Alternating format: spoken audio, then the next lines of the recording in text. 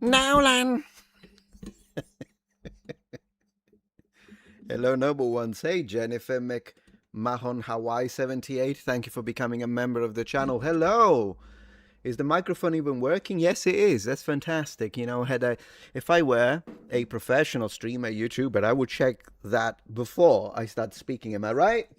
But here we are. Thank you so much, Ray Gonzalez, for gifting 5 Metatron memberships. Noble ones, it's a pleasure to be here with you today. And brother and sisters, I've got, the stuff I've got today. We're going to have a blast. It's going to be fantastic. But anyways, I would like to dedicate this stream to the good people of Greece, of course, as always. And I would like to also not wish any good luck to Naunan and Lupita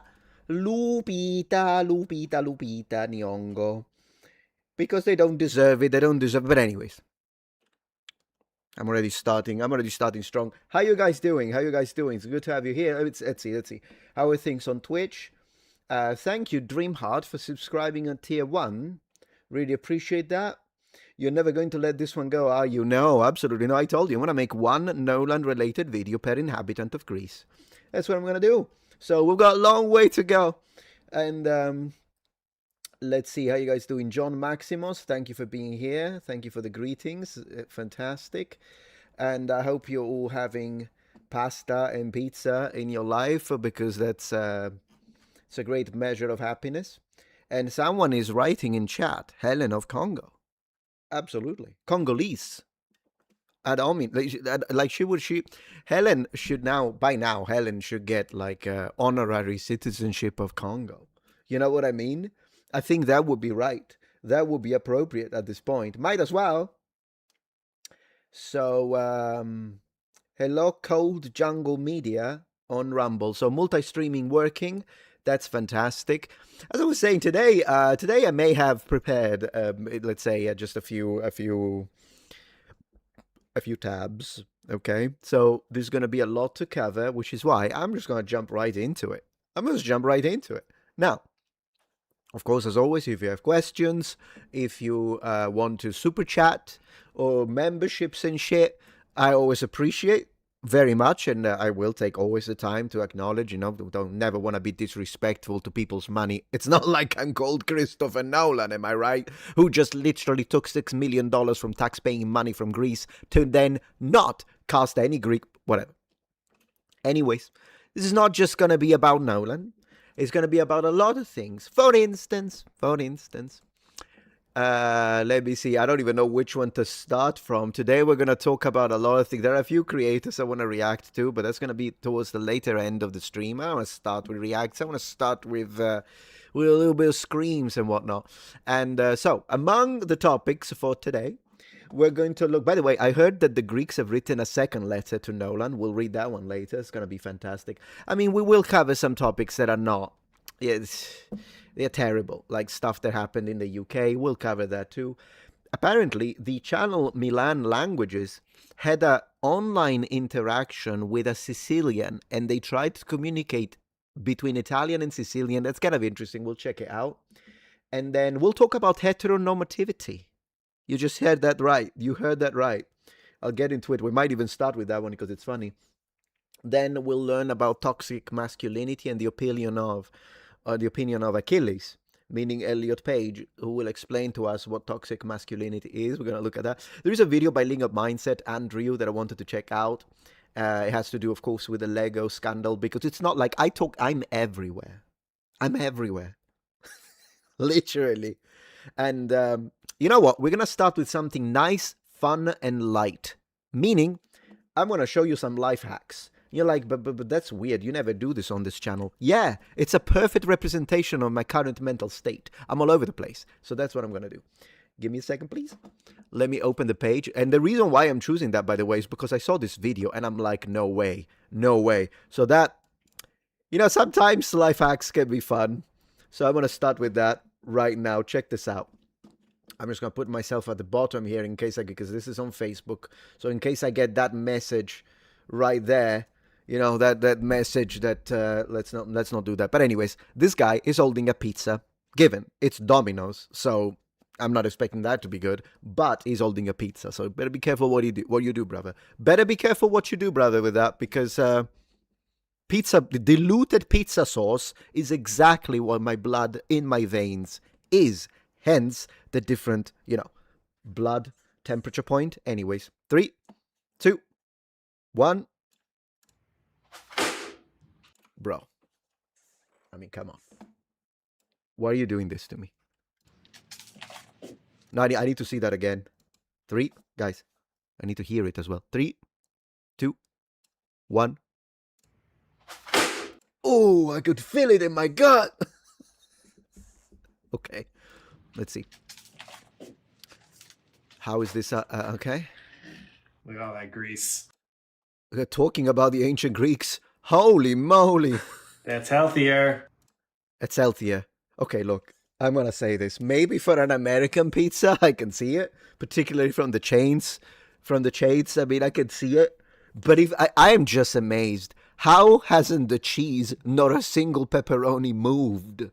Look. I mean, this is gravitational field completely ignored.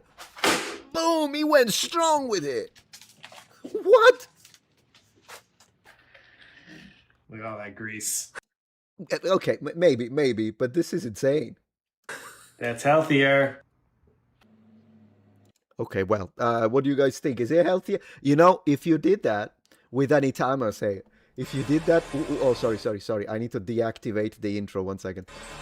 Intro deactivated, splendid. I'm saying if you do that with an Italian pizza, you'll basically end up eating bread because the cheese, everything will be all over the place. So there is that. Anyways, that was fantastic. How is Mega Baby? Oh, he's adorable. He's great. We had such a good time yesterday night. He was fantastic. Fantastic. Because I feed him overnight. I take care of the baby overnight so my wife can sleep, and then I sleep in the morning and she takes care of him. That's how we do it.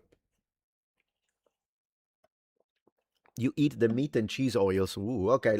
I mean, I'm not sure about that life hack, I'm going to say, but let's see this one. Purified drinking water. Let's go.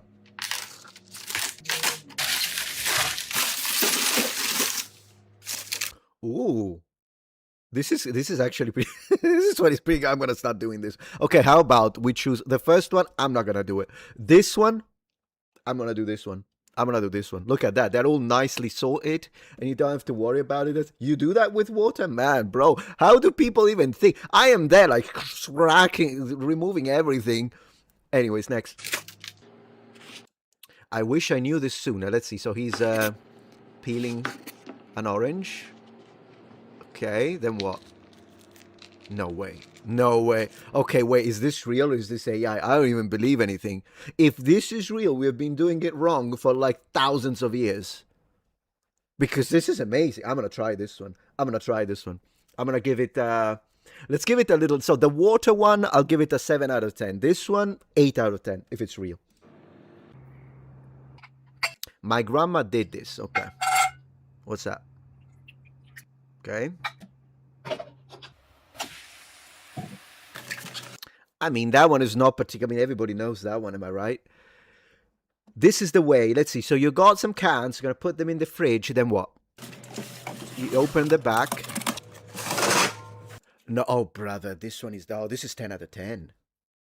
Bro, this is 10 out of 10. Wait. Why haven't I... Why didn't I ever think this? You know how many cans I've dropped? Wait a second. So the back is open. Bro, I'm going to do this from now on. This is incredible. So the back is open. Put it in the fridge. Yeah. Then open and... This is phenomenal. This is phenomenal. Oh, this is phenomenal. Thanks for also taking care for now, I'm insta-liking your videos about the... I appreciate that. Thank you. I'm not done. I can tell you that much. Man, this is my favorite so far. I don't know about you guys, but this is my favorite. Next. Bacon. Grandma taught me this. All right. Did Grandma tell you that Cleopatra was black as well? Because if that's the case, I'm not sure if I can trust the culinary. The stream finally started? How do you mean? Do you have, like, are you... Wait. Are you seeing this, guys? Just making sure that it's working. Let me double check. I want to before we check the. Let me make sure that the stream is working. Yeah, I mean on my end it looks fine. It looks like. Let me see. I thought everyone knew those boxes were designed that way. No, brother, I didn't know that. I never knew that. I'm seeing the bacon. Okay, so we are good. I don't know what's going on. Some of you guys then you got to upgrade that internet. No, they're not trying to be disrespectful. Just upgrade stop smoking so you save the money and upgrade the internet. You're trolling. Okay, I get it. All right, so let's get back to it because we got a lot of things. We got a lot of things. I just got a conversion from Morgan and Morgan. Thank you for supporting the sponsors, by the way. Really appreciate that. Bacon. Ice cold. What is? Oh, the oven. So you don't preheat. What did that do? Cook the bacon. So let's see. Starting in a cold oven allows fat to render slowly, resulting in perfectly crispy, flat bacon. Do you think that bacon is overdone? To me, no. That's how I like it. I like my bacon to be like a cracker. Yeah, I mean, I'll try that next. I'm still my favorite is the cans one. So favorite is the cans. Let's go. Someone is laughing. Grating. What cheese? Parmigiano, Reggiano. That's already a raw work for me. I'm gonna tell you, I'm extremely lazy when it comes to these things. Thank you, Jennifer. Met more nightshade. It's inside tomato joke. Mrs. Mediterranean will totally get that joke. Well, my wife is not Mediterranean though, so I'm not sure if she will. I did not get it. But thank you for the spot. So you're grating a lemon. Oh, I see. And then it's already here. Yeah, I mean, sure. And then sure. Fine. I'll give it a 6 out of 10. So far, cans are unbeatable. Rubber spoon. We got a surgical operation going here. That's, oh no, don't do that. No, okay, no, absolutely no. Never point the edge of a blade towards you. I don't even care if you're wearing plate armor at this point. Don't do that. This is quite, no. Make it last longer. What, the butter? Distilled water vinegar. You're making Polska? Okay. Don't put those hands in your eyes. But that's gonna make it taste like vinegar, isn't it? Plus, I mean, does butter go bad? I've never really had that. I know I probably asked something stupid right now, but probably it's because I use the butter very quickly. Whether it be like beans on toast, put a little butter on the toast, or like, you know, cooking an egg in frying it in butter. But I usually don't need the butter to last that long. But does this even work? All right. If you don't have a corkscrew, right, what do you do? Well, that's no. It's not starting well. It's not starting strong. You're not gonna fish it. Oh, what the heck are you doing? What are you doing, brother? Come on.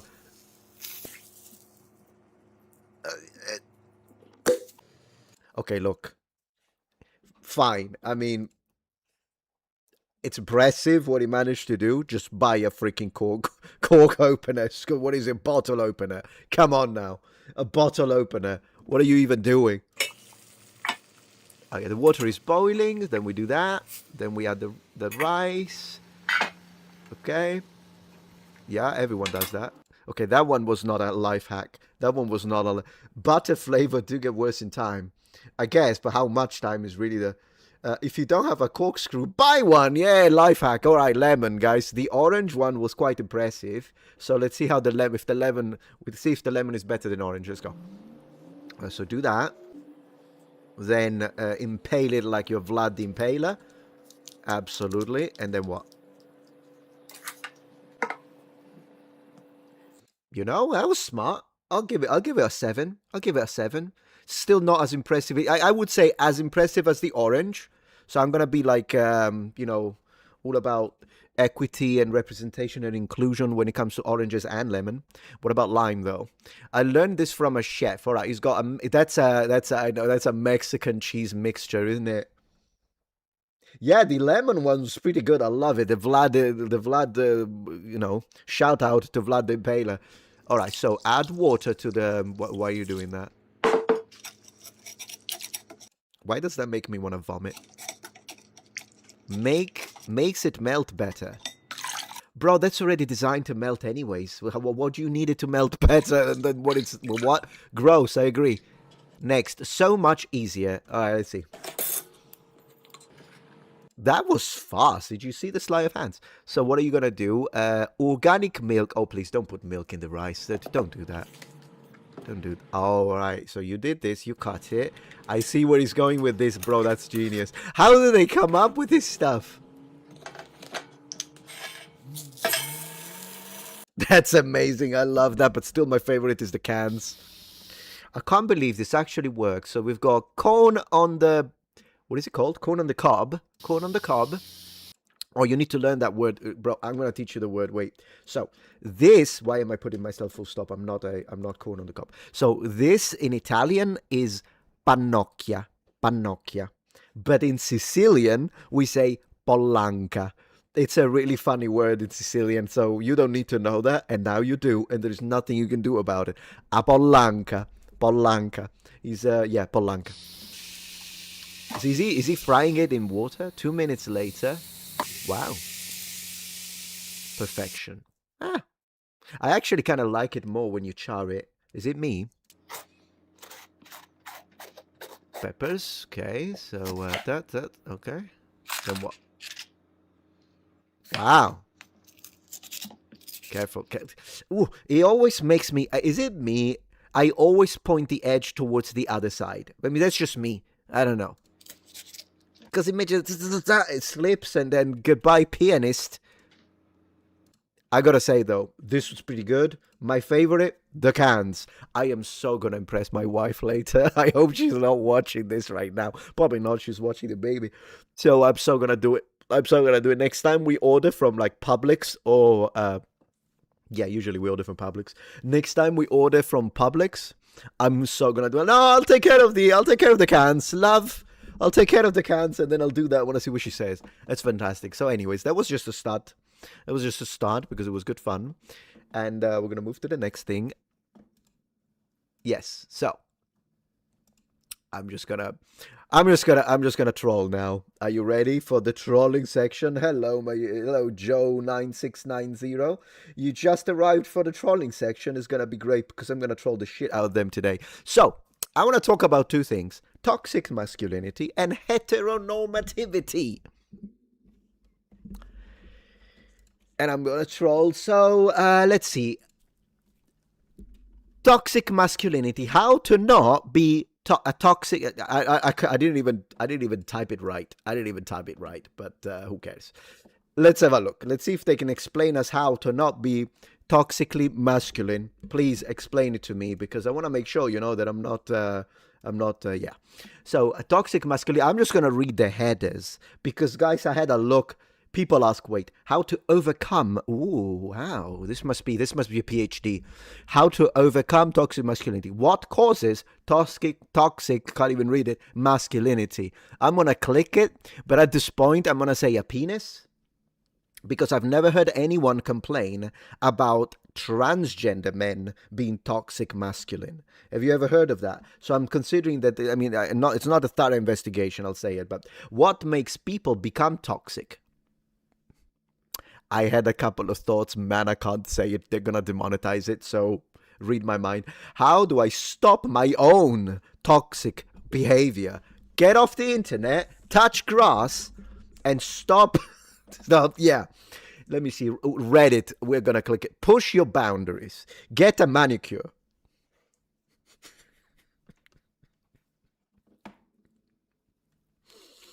I need a visual representation of that. Guys, if at any moment you feel like you're struggling with toxic masculinity, here's the solution for you. Are you ready? You ready, guys? You ready? 3, 2, 1. Boom! You're not toxic anymore. Look at the little smiley. Actually, the smiley face is kind of based. I'll give him that. Wow. Is it okay for men to get a manicure? We say definitely yes. A manicure, I mean, sure, there's nothing wrong with it. I'm gonna be honest with you. I'm never, ever gonna paint my nails, okay? I'm not gonna do it. I don't care. If you wanna do it, I'm not gonna make fun of you. Paint your nails away, freedom, I say. Me, never gonna happen. Maybe the only way I could see it is if you are like really, kind of heavy metal, hard rock. I can see that. Possibly emo. I can see that, but otherwise, I'm not doing it. But at least a manicure, guys, that's a solution. Years and years of studies, millions of dollars into higher education to tell us that all you needed to do was to get a manicure and you're not toxic anymore when it comes to Jumbo Zombie. Good to have you here. Thank you. Let's continue the trolling, please, because I'm not done. So anyways, to not be toxic as a masculine man, you need to push your boundaries, get a manicure, order a Cosmopolitan at the bar. This gotta be comedy. Please tell me they're not serious. Ask people how their day was and encourage them to vent.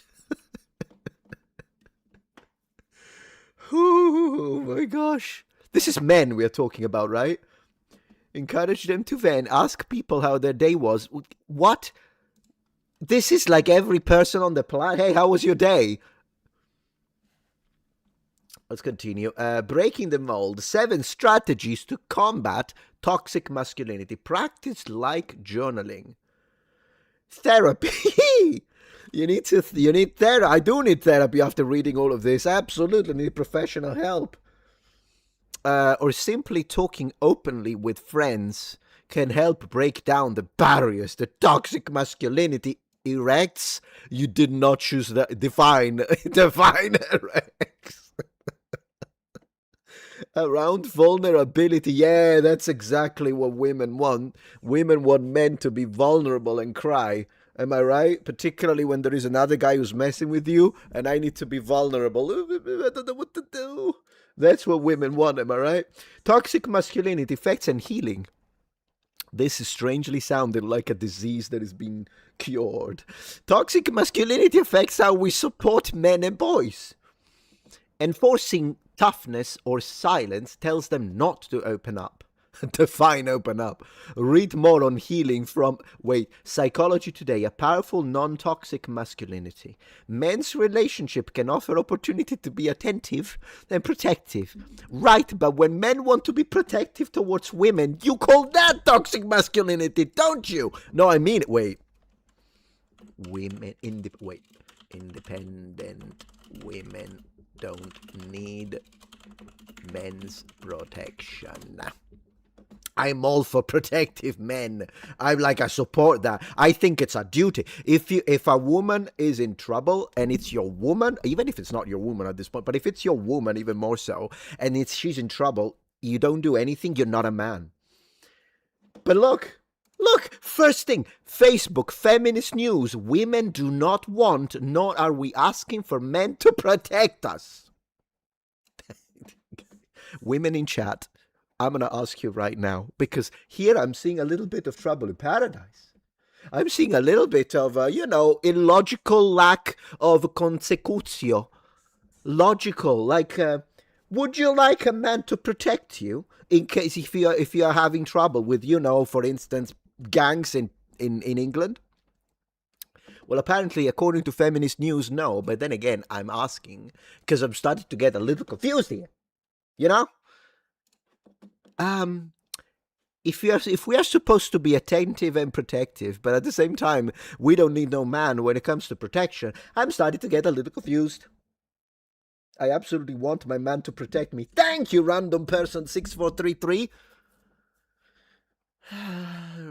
Anyways, Psychology Today. You need psychological evaluation for whoever wrote this without the toxic overtones of power and control.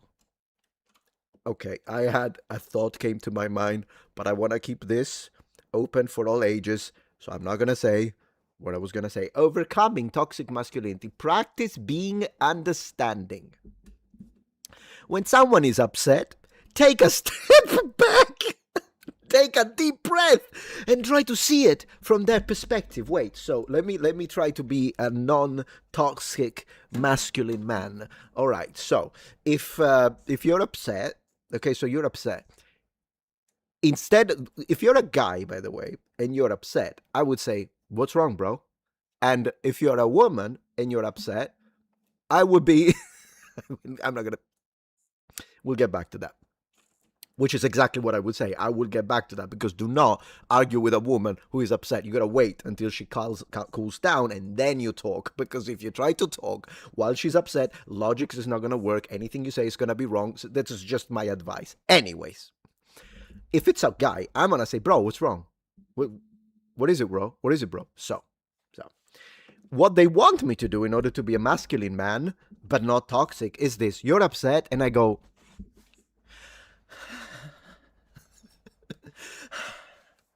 so, and then I need to understand it and see it from their perspective. By the way, seeing it from someone else's perspective is a very good thing to do, which is why it's always good. In my opinion, if you're both mad, do take a step back, not in the way they are imagining it, to be like, but I mean, if you are angry and the situation is escalating, just stop. It's not like you're not achieving anything. As a kind of a relationship advice, just stop, take a step back. Be like, it's fine. We'll talk about it later, and we'll talk about it later. And then we can have, because whatever. But anyways, I gotta continue this because I'm learning a lot. I'm trying to overcome my toxic masculinity. Can you stop super chatting me? You stop covering me with money, thereby enabling my toxic masculinity. Calm down. Makarev. They should create a new nation somewhere with volunteers for women only, a real matriarchy without any help from men. Oh, good luck with that. Hell, make it a communist country too, so how far they go. Yeah, no, brother, it's just ridiculous. It's ridiculous. It's just how it is. Let's continue. Toxic masculinity. What is it? How can we stop it? Talk about what upset him, and talk about how he successfully resolved the situation. Who's he? Practice coping skills. No, you don't want to cope. Stop coping, I would say. And reaffirm the notion that all emotions are okay. Dr. Bethany Cook. Why do I know what she looks like? A masterclass in toxic masculinity. Let's see, what is toxic masculinity? Focus on your own emotional well-being and reach out to others you might have hurt while exhibiting toxically masculine behavior.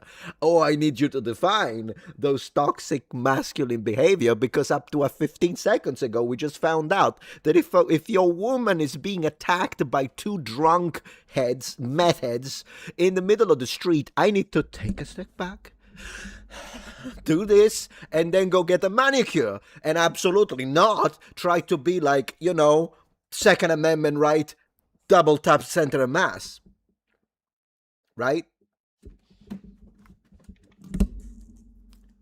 Or at least, if they're not threatening that way, if they're just talking, don't do that. I'm saying if they're being, you know what I mean. But if they are like talking, you talk back and then you leave. Bro, that's my woman. You don't talk to my woman like that. That's what a man says. No, you need to be like oh my gosh. Please. To combat toxic masculinity, says Public Discourse, the APA suggests teaching boys to express their emotions and insecurities more openly. This would make men happier. Oh, God. What's the alternative to toxic masculinity, ladies and gentlemen? Later, we're going to learn from Elliot Page, by the way.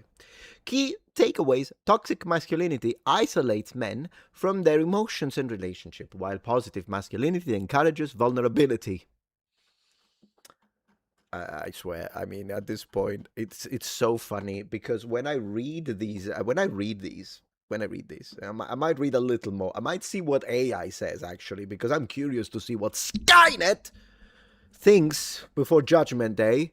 Because, if there is one thing that the Terminators want, is for men to be less aggressive, less defensive, less protective, to kneel down, bend the knee, and so that they don't have to waste as much material producing T-800 models and then T-1000 liquid metal models to deal with those men that are going to defend their families and women and children. So I can see why. Ooh, this is actually a very good point. I'm expecting AI to support that. Am I right? Let's see.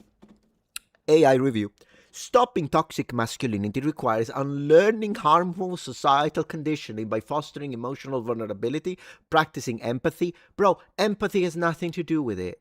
You can be masculine and empathetic.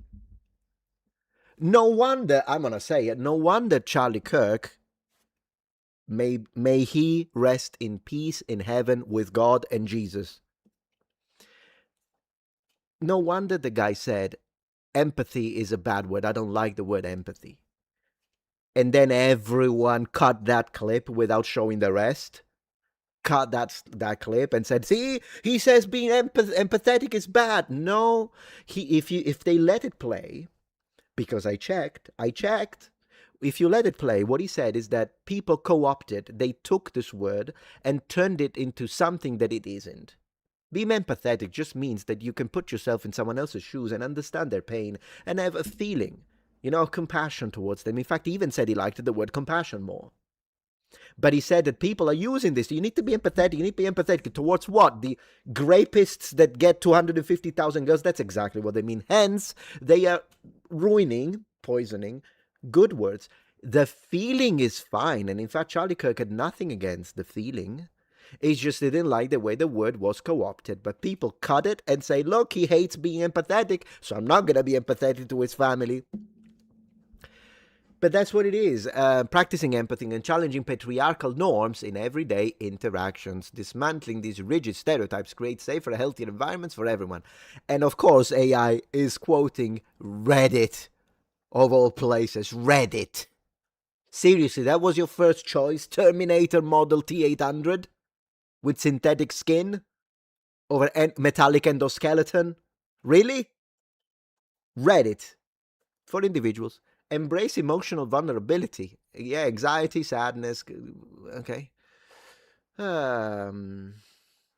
Reevaluate self-talk. Also, they want us to talk to each other, to completely go mad.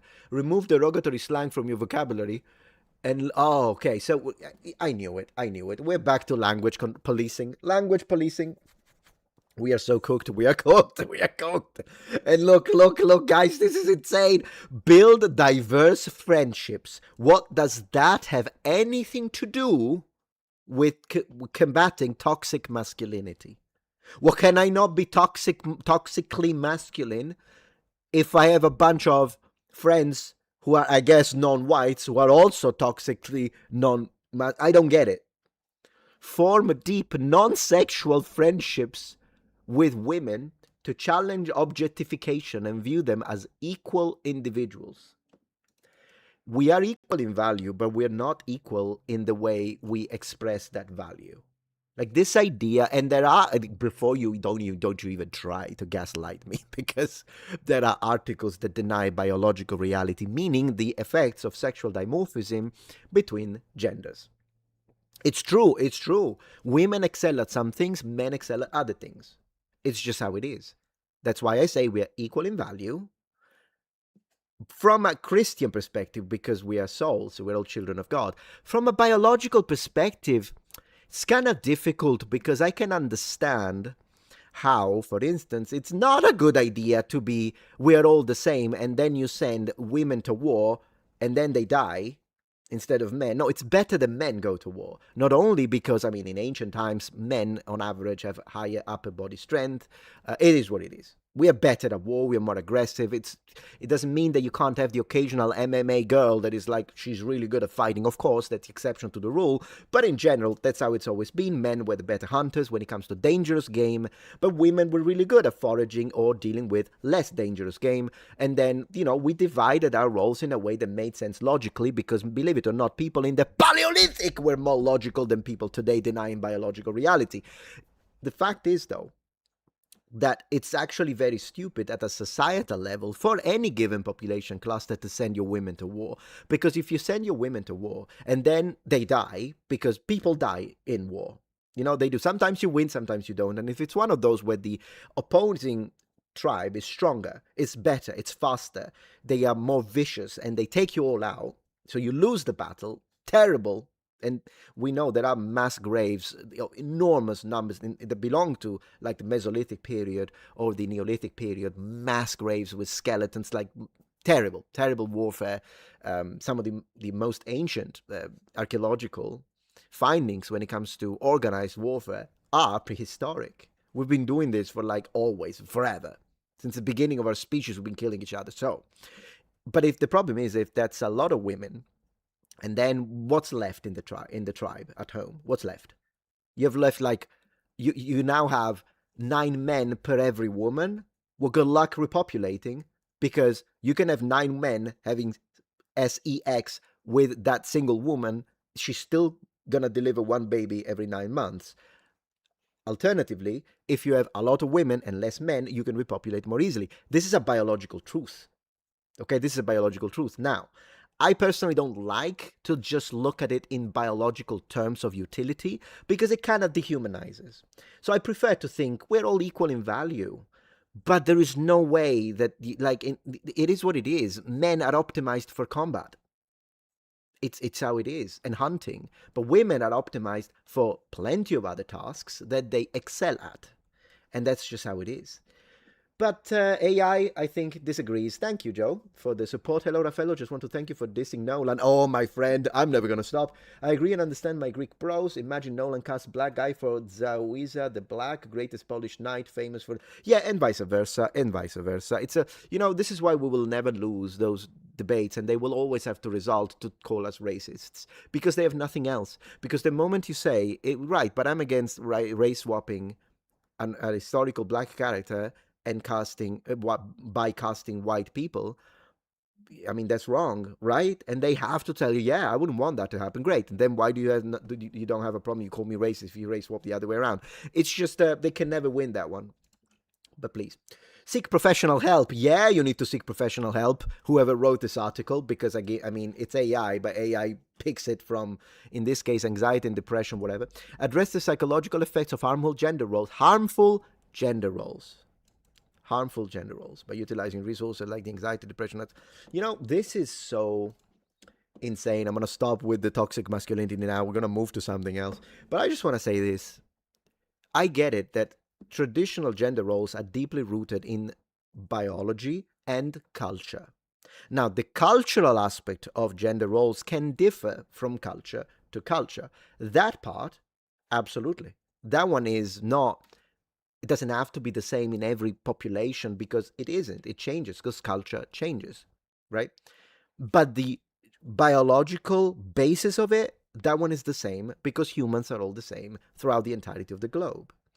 So, I'm not saying that every human being has to follow the exact types of gender roles, meaning the woman stays home to raise the family and the man goes to work. This is the general normal meaning the most typical, right, throughout the entirety of society. My wife loves that. She loves being a trad wife. I work. She doesn't have to work. She minds the baby. She loves it. I love it. Great. We're happy. So it's not destructive or harmful if we're both happy. But maybe you specifically, you're a woman and you're like, no, I have a passion. I want to do lab work and research. You do not want to get married. It's your choice. It's fine. No one is trying to tell you, or at least I know there are people that are trying to shame you for it, and I don't support that, because I support freedom. But if we look at it if you try to demonize what's been normal for thousands of years of civilization, then I'm going to have a problem with you. And that's really as simple as it gets. Let me check super chats and then we move to the next. Thank you for the support, General. I appreciate that. The no Nolan zone, absolutely. Yeah, they will never make white Shaka Zulu because it's unidirectional. We know that. We know it. Empathy just means that you can understand how someone feels because you felt it too. Yeah, sometimes, yeah, true. I can see that. And sometimes you can also try to put yourself in someone else's shoes as much as you can, even though you haven't gone through that kind of pain. But in general, sure. Yeah. And then you were saying, let me see. Oh, good. I missed the fake Achilles beat. No, not yet. You haven't met it. You haven't met facts. Yeah, thank you, Chaotic. No, I do appreciate facts on this channel. What can I say? The no Nolan zone. I love that. Yeah, I love it. We need a crusade. Yeah. Indeed, we need a crusade in Nigeria. I'm going to leave it at that. But if the Pope was based,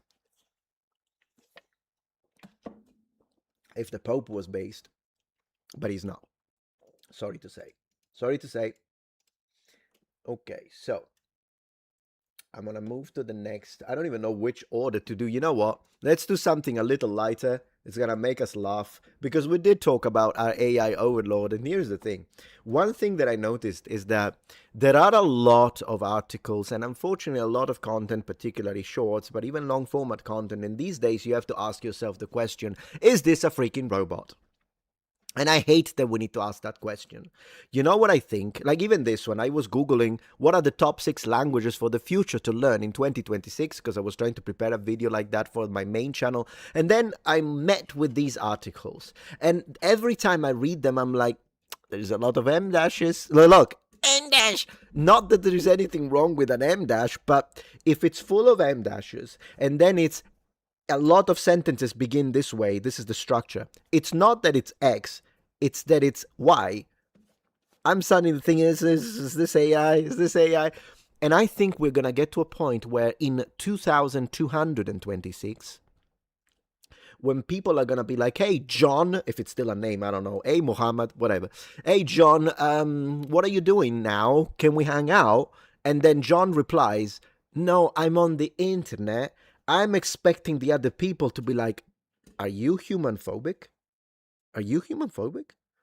Because, bro, it's like at this point, I think we're getting to a point where AI is going to write articles to be read by AI. Because we're already getting videos produced by AI where the majority of the comments are bots. No human in sight. No human in sight. This is weird for me to say, but I'm going to say it, guys. I'm going to say it because I don't even care. AI needs Jesus too. At this point. Because this is not normal. Anyways, let's see if we can figure this one out. Let's see if it makes sense. So what are the top 6 languages for the future? Let's see if Italian is one of these. Come on, come on. Britain needs a crusade too. Goodness gracious, my friend. Yeah, I agree anyways. In a world where change is accelerating and borders are fading, that would be the West, not the world. Just the West. In a world where change is accelerating and borders are fading, we're not starting strong. Multilingual skills have become a cornerstone of success. As we approach 2026, the ability to communicate in multiple languages is no longer just an advantage, and it is a necessity. I'm gonna be honest, I love multilingual learning. It's what I do, or I did for a decade of my life. I love learning and speaking multiple languages. But is it going to be the future? For now, yes. But I don't know. With the advanced language models and chips in your head, we might get to a point where you actually don't need it anymore. Meaning, translators, it's just going to be AI. I hate it. I don't know if it's going to be a great investment for the future. I'm going to be honest with you. But anyways, let's see. Global interconnectedness is reshaping how we work, travel, and collaborate. The demand for strategic language learning is skyrocketing across business, technology, and international relationships. This article explores the top 6 languages for the future, revealing which one will unlock the greatest opportunity for learners. Now, if this is written, whether it be AI or, I mean, this guy, Patrick Reif, so it shouldn't be AI in theory, but I'm going to say this. If it's written the way these articles are normally written, we're going to have to scroll to the end to see what the languages are because they're never going to get to the freaking point. And you guys were complaining about me. Metatron, get to the point. Yeah, maybe I'm wrong. Let's see. Are you ready to seize new possibilities? Discover which of these languages for the future aligns with your professional ambitions, travel dreams, or personal growth. The path to global relevance starts here. Global relevance. All right. Does this look AI, the picture? I don't know. The screen looks a little AI. I want to be honest. I'm gonna give it a maybe 30%. This is AI. In a rapidly evolving world, mastering languages for the future is no longer just an academic pursuit. M dash. Oh come on! It's not that it's X. It's Y. This is AI. 50% now, and I need a snack. 50%, guys. 50%.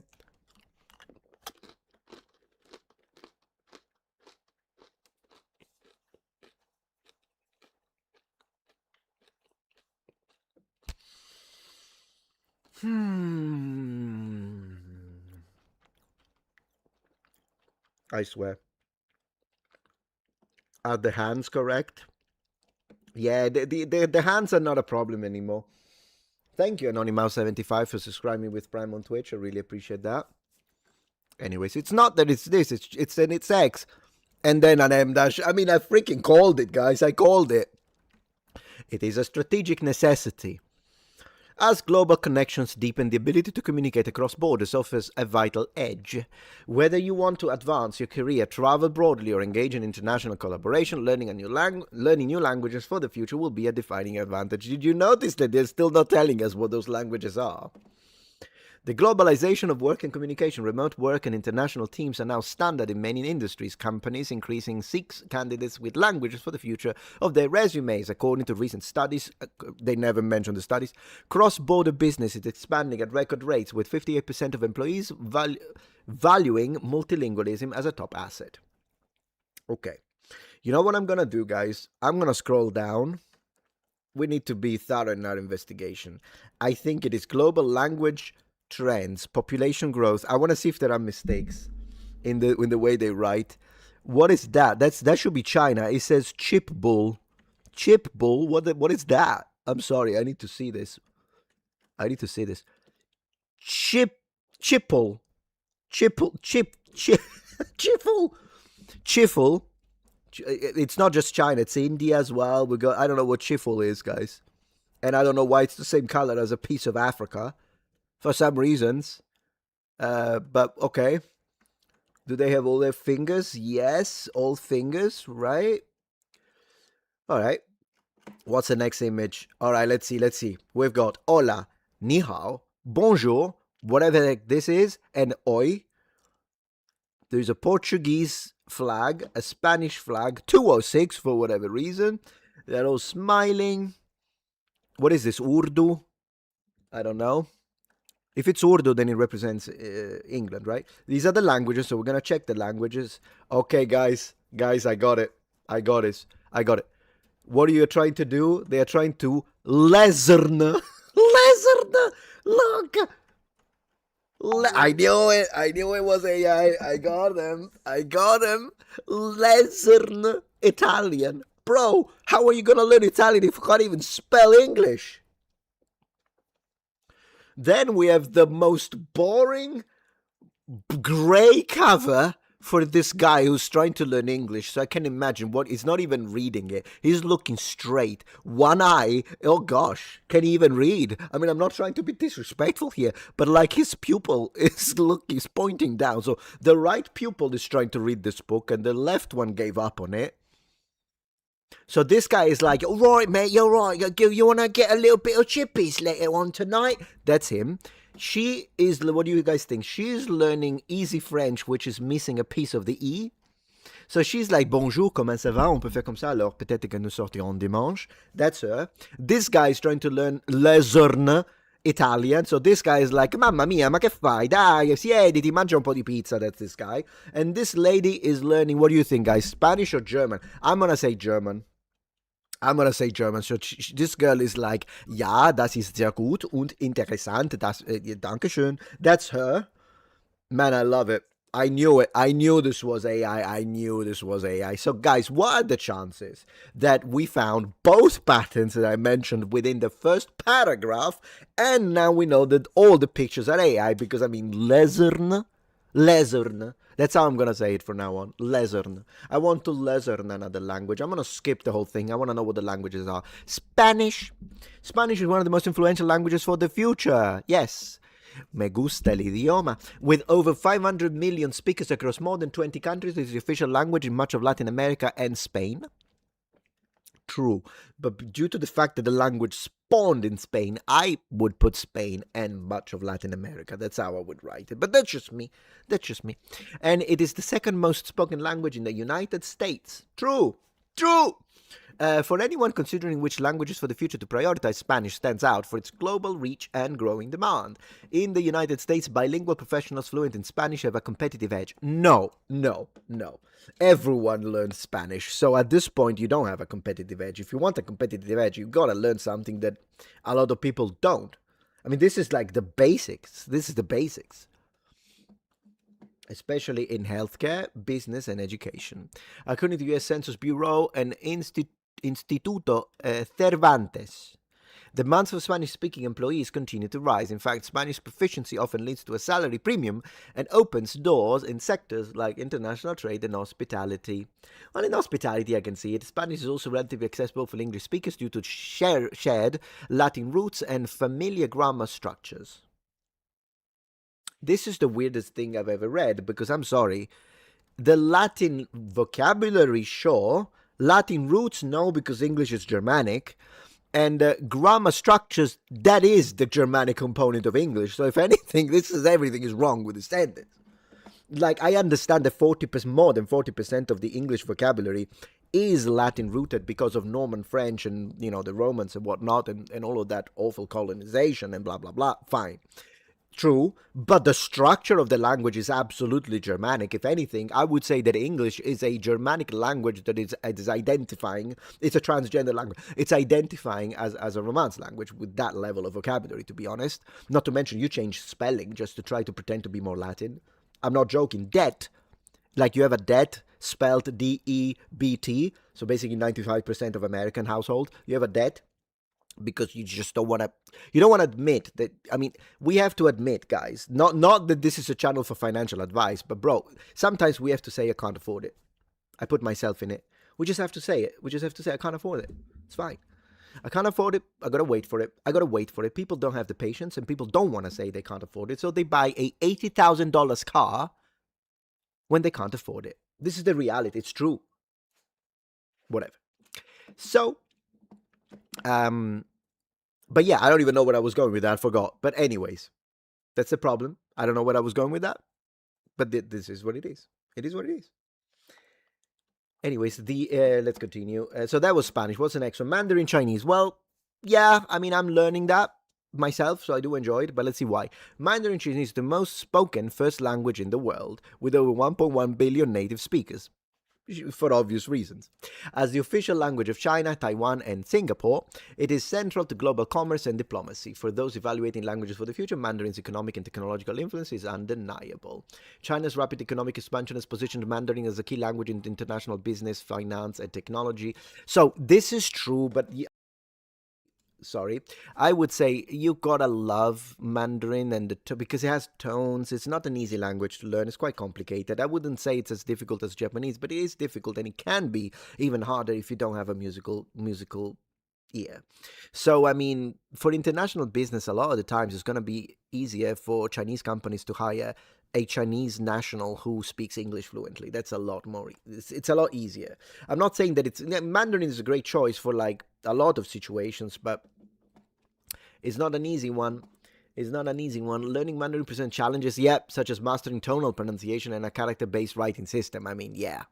However, the investment pays off. Mandarin is a vital tool for building relationships with one of the world's largest economies and accessing opportunities in trade, technology, and international relationships.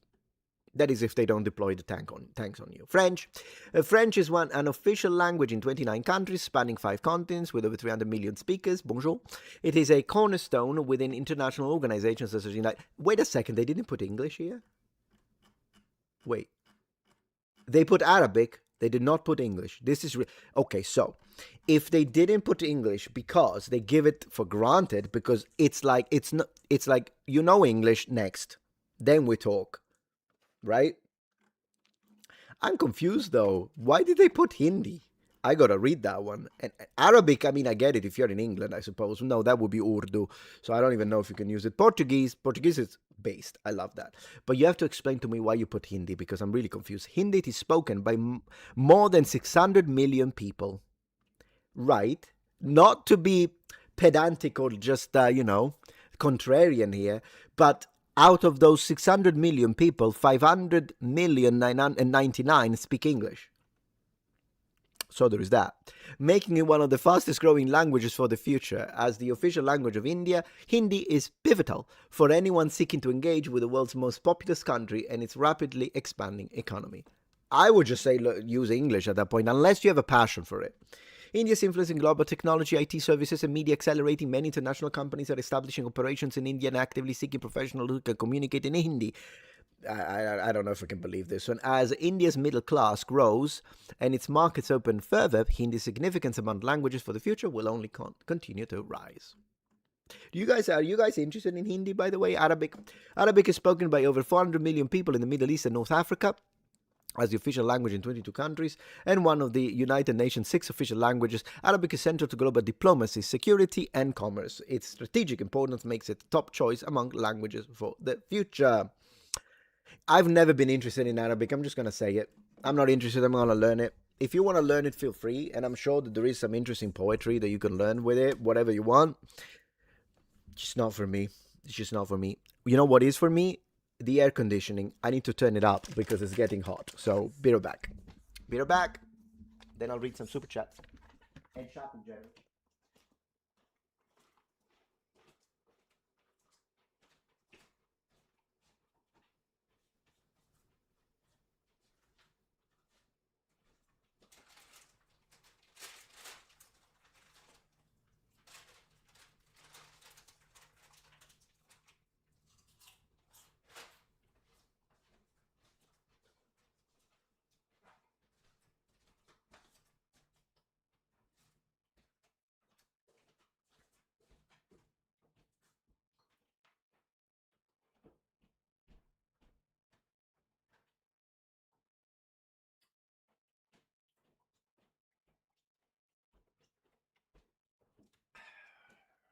You know what?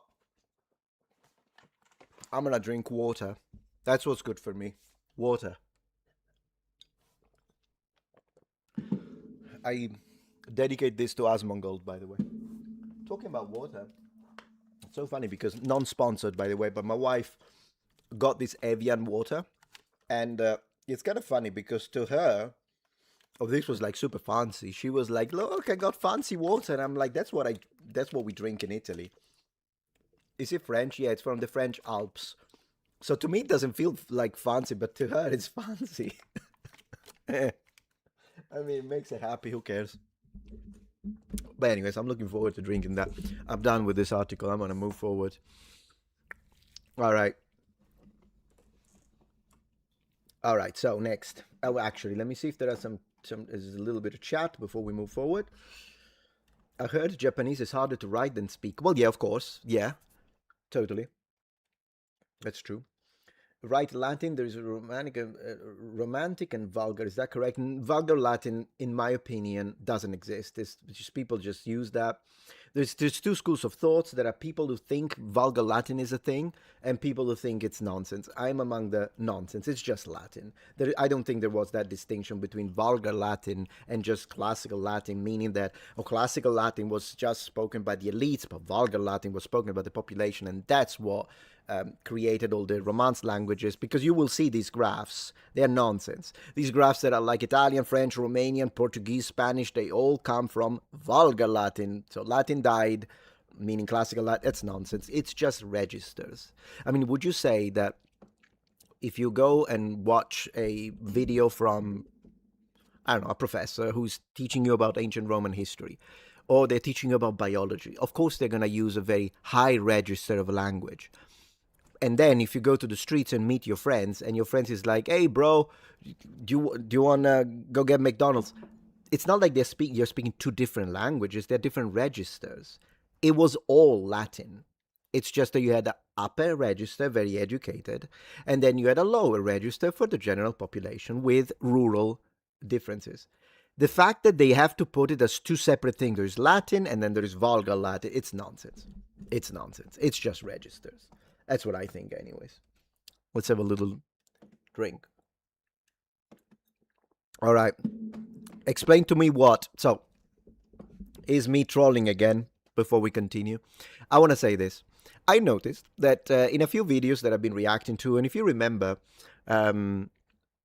I made a video response to the lady of the library, and then she reacted to me. It was a really nice video, meaning that she was nice, but what she said was nonsense. But it was nice. At least she's nice. And of course, I filmed my reaction to the reaction of the reaction, because at the end of the day, we're talking about the Odyssey, which has been created by Christopher Nolan, who is the same director who created Inception. So why not creating a React Inception? So I'm editing it, okay? So it's already done. I've been editing it. It's a very long video, so it will take a couple more days and then I'll post it. But I noticed that one of the words that she loves using is the word heteronormativity. I'm going to be honest with you. I thought about it. I don't know what it is. Like, I don't know. If I was like at firearm point and someone said, explain and define heteronormativity to save your life. I mean, I have a vague idea because I've read articles that were telling me how marriage is wrong or, supporting the nuclear family is white supremacy. Usually it's people that spew this nonsense that also use this word, heteronormativity.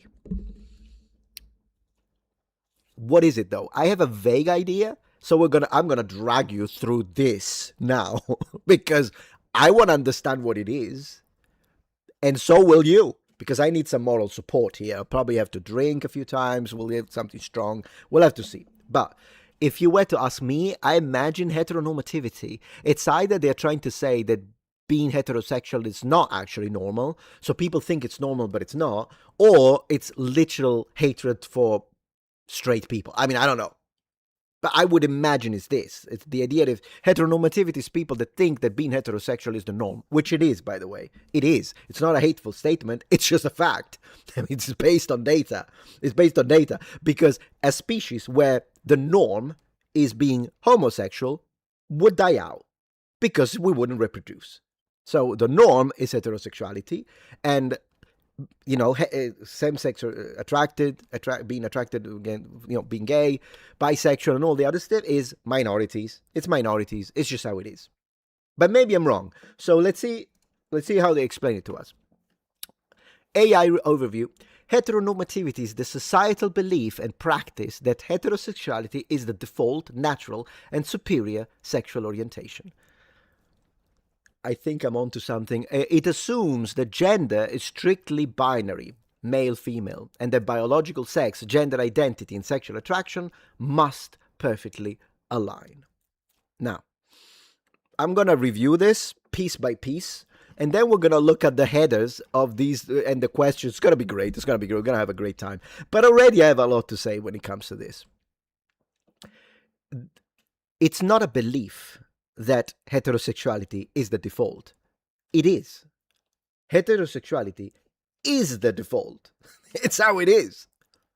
And it is. Now, the word natural here, sure, homosexuality happens in the natural world too. So saying that homosexuality is unnatural is factually incorrect. It can happen in nature. So fine with that one, if you really want to be pedantic, I guess, it's fine. Superior, I feel like you're gonna tell me, you're gonna use this to be like, oh, white supremacy, you think you're superior. I don't think I'm superior to someone who is homosexual or gay or lesbian. No, I don't think I'm a superior individual. I do think, however, it is the superior form of sexuality because it's the only one that leads to the reproduction of our species. But then again, as I say, I would be careful the way I use this term because I don't want people, if you're watching this and you're gay, no, I don't think I'm superior to you because I'm straight. I think we're both human beings.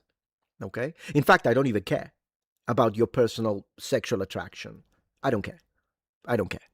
I do care when they spam it everywhere and they do like, I can't open my PlayStation 5 and I get spammed with LGBT flags everywhere. That annoys me because then I'm like, okay, if that's what you're gonna do, fine. Then next month in July, it should be Nuclear Family Month where you're spammed with Christian crosses and the nuclear family.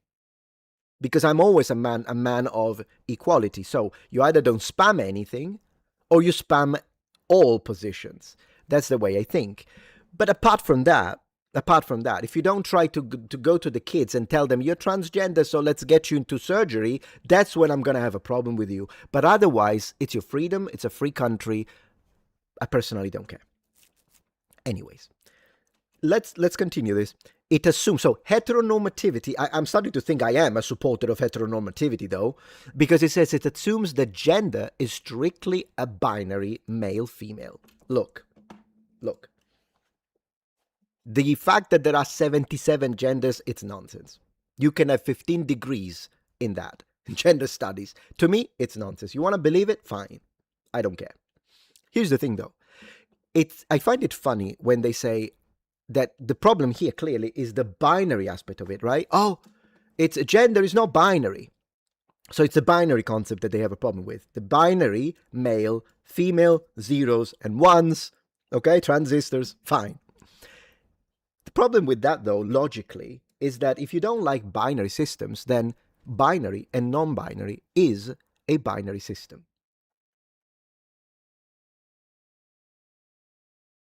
It's still binary. Yeah? Okay. So there is that.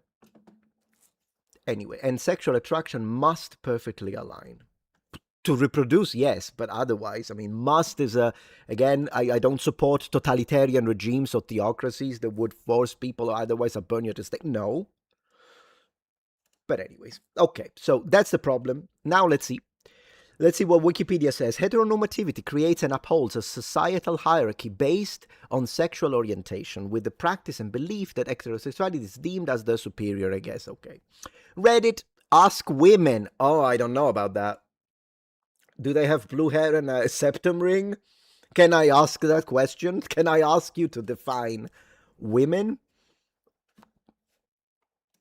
I'm a straight dude, so maybe I'm too quick to overlook its effects. Top answer. Heteronormativity is the assumption that the traditional heterosexual relationship is yeah, I think we got it. This is funny though, guys. People ask, let's see. What is an example of heteronormativity? What are the basics of LGBTQ? What is the difference between heteronormativity and cisgender? Oh my gosh, this vocabulary is... And people tell me I use word salads. Me. Why is heteronormative problematic? I don't think it is. What is heteronormativity? Yep, it's the assumption that the default or correct sexual orientation is straight. It is the default. What have we even I'm going to prove it. What is the percentage of straight people in the world? I'm going to prove it. Okay, guys, boom. Approximately 80 to 90% of the world's population identifies as heterosexual or straight. Now,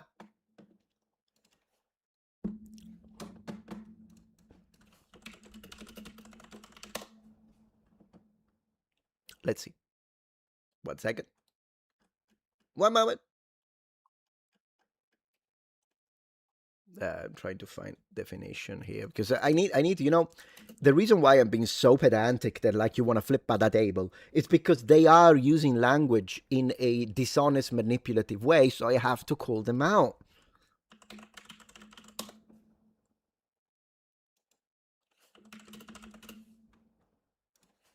I don't know why I keep getting financial definitions though. Technology, finance, general, everyday. Okay. Can't find it. Yeah, it gives me financial definitions. Never mind. Anyways. Yes, it is the norm. 80 to 90%. Now, given 90%, I don't know what it's difficult to know the exact percentages because, of course, there are people that don't say it because, they're scared maybe how their family can react, so they keep it a secret. I get it. And I also believe that those percentages, though, are being changed now because I believe that if you did the same statistics based on polls 20 years ago and you do them now, you will see there is a massive upsurge in the percentages of people who now identify as gay or now identify as bi or now identify as trans. And some might try to gaslight you into thinking that is because, if it's because people now feel that they can say it. And in some cases, it's true. But I also think that it is a matter of societal contagion, particularly when it comes to, preaching these kind of things to the children, because the children are very highly influenceable. I do not believe that it makes sense, percentage of people with gender dysphoria. Okay? Look. The estimates of the population with gender dysphoria range from 0.002% to about 0.6%. It is, so I'm not saying that gender dysphoria doesn't exist. It exists, And my heart goes to the people who really struggle with it. But it is a fact that it is not feasible to think that what we see now online and the number of people, particularly in Gen Z and children and kids, that identify as trans is representative of that 0.002%. It's societal contagion. So there is a minute fraction of those people that do truly struggle with this kind of mental condition, and my heart goes to them. Well, not to those that go and shoot children at school. Those are monsters. I don't care about misgendering them. Death penalty. But when it comes to the others that are not violent and they struggle with it at a human level, I'm empathetic towards them. And when I read that one of these people, I read this story on X the other day that there was a transgender person and someone misgendered them and they jumped under a train in the race and they offed themselves. It's a tragedy. It is a human tragedy. I do believe that part of that is this, that some kind of mental condition has to be, because it's not normal to react like that. It's not normal. And I wish that someone like that could have had the help they needed, which in my opinion isn't the reaffirming stuff. I don't believe it is. But then again, I guess I'll leave it to the professionals, but I'm going to tell you this. Because for the people that say trust the science, science can be compromised. We have seen this. For instance, look at the history of the Nazi Party. A lot of scientists supported the Aryan theory of genetic superiority. And a lot of academics supported ideas when it comes to the eugenics. So trust the sciences, no. You have to have multiple opinions because academics can and have been compromised. And they are, even today. I mean, I'm going to be honest with you. Even with my kid, with my child, sometimes for silly things, which kind of formula should we give him, right? And then we ask, or how many times do we need to feed him? And then we ask the pediatrician, they give us an answer. Then we ask the lactation consultant, and the answer is completely different. And then we ask another person, like the nurse specialist, and she gives another. And then we need, we ask multiple people, and then we make our mind based on what we think is the person that we trust the most. But this idea of trust the science, meaning that you hear one opinion and you have to go like a dogma, that it's like a religious thinking, I say as a religious man, and you have to be like, oh, I can't, the doctor said that my child is transgender and they need hormonal. No, stop. Ask other people. The doctor could be compromised, either for financial reason or for political reasons. And that's what I'm going to say about that. It's insane. But anyways, let's continue. Let's see if we can learn more. Let's see. So everyone is straight. Look, no, oh my gosh. There we go.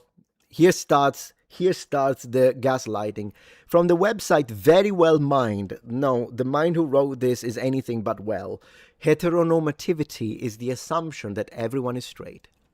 It is not. This we know. Who thinks that?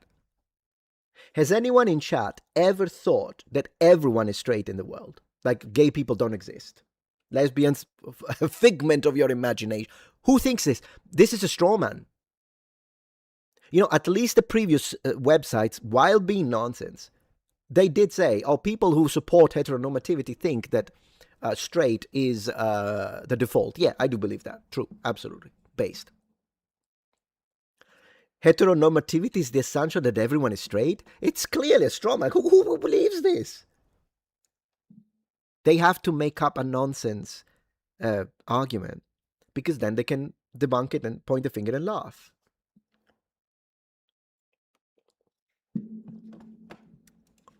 It's the idea that romantic and sexual relationships are always between one man and one woman. I wonder why they're specifying one. What are we talking about here? European Institute for Gender Equality. Heteronormativity, European Institute of Gender Equality. Heteronormativity is what makes heterosexuality seem coherent, natural, and privileged. Oh my gosh, I'm losing my mind. Seem. So in other words, you're telling me the heteronormsexuality is not coherent. It's not natural. So now we're saying the heterosexuality is not natural. Bro, I was just, I always try to be good faith. But with these people, I'm going to stop. I'm going to stop being good faith. I'm going to be bad faith at this point. I mean, maybe not, because it's against everything about my own being. But look how how much I steel-manned their argument.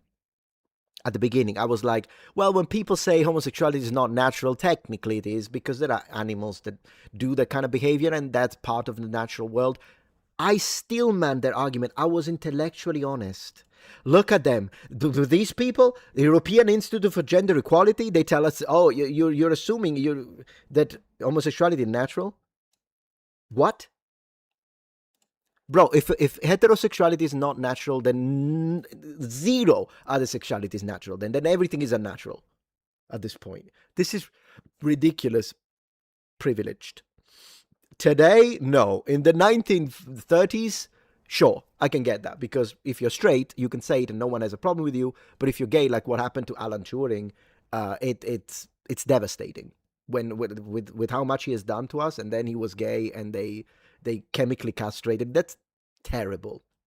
But can we not go from one extreme to the other? Can we not have like a based, good, coherent, and logical middle ground, where you don't get chemically castrated, but at the same time you don't come and tell me that heterosexuality is unnatural now? And privilege these days, I'm not so sure, because I don't have a Pride Month for straight, do I? It involves the assumption that everyone is naturally heterosexual. No one thinks that. My gosh, what are we talking about? Heteronormativity implies a view of sexuality as strictly procreative. That's very Puritan, I guess. But yeah. Merriam-Webster, the meaning of heteronormative is of, relating to, or based on the attitude that heterosexuality is the only normal and natural expression of sexuality. So I guess one thing that I'm noticing, the Vogue, I'm definitely not reading the Vogue, I'm telling you that much, I'm not reading the Vogue, but I'm telling you this.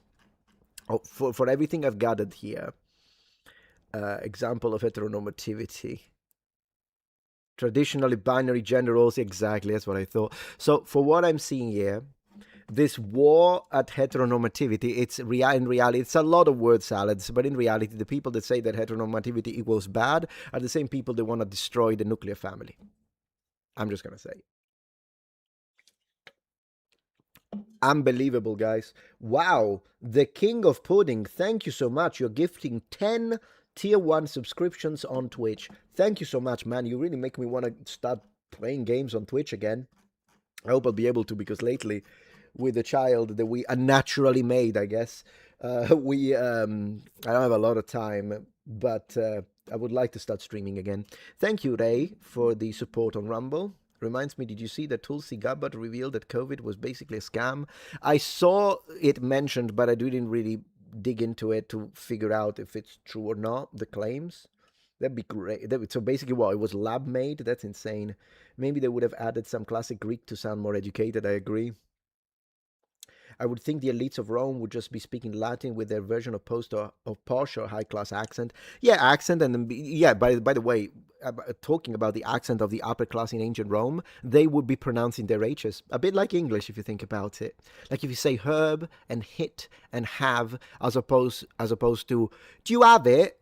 That's what kind of happened, because in the city urban accent of the educated elites in ancient Rome, the H was pronounced, aspirated mildly, and sometimes we have complaints when it comes to rural talk that doesn't pronounce the H. So that's kind of similar. It's kind of similar to that. Thank you, Kyoko, for subscribing with Prime. I appreciate that. Let me see a few chats. But thank you again for all the support, guys. Really appreciate that. Really appreciate it.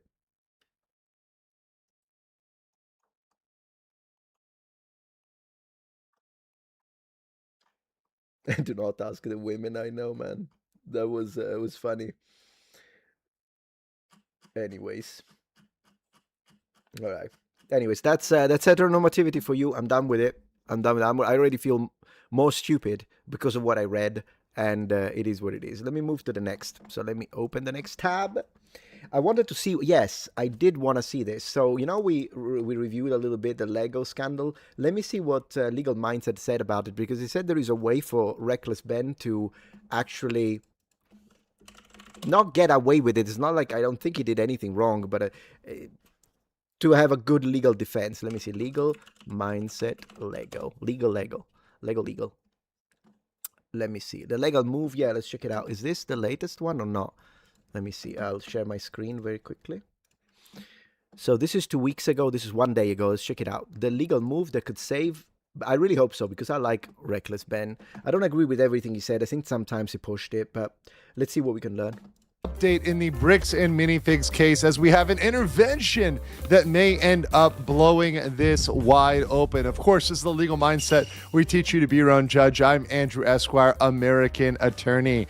And this has been a wild ride in the case of Reckless Ben, bricks and minifigs, which has now become a massive legal battle. And one thing that we've got to pay attention is Reckless Ben's RICO case. He has this massive case that he is now facing, and that is coming to a head very soon. That's insane, though. Like, not only he was harassed by the police, and I hate the fact that they went in GUN blazing, as if it was like a terroristic threat. Like, I get it that, like, after he was told to not return, and then he built up the stand. This is a little bit like, I mean, a few of the things he did where I think, in my opinion, even though he's in the right, because I'm firmly against, of course, bricks and minifigs and what they've done. I am confused, though, because isn't this costing bricks and minifigs more? The whole legal spiel plus the bad publicity, right?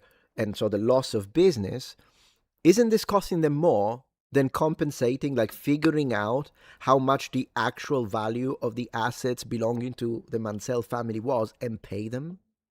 I'm saying, like, if they had been, sometimes I feel like corporate people are, I want to say they're stupid, and the only reason why they make so much money is the lawyers and the professionals and the engineers, but the CEOs, the suits, I'm confused.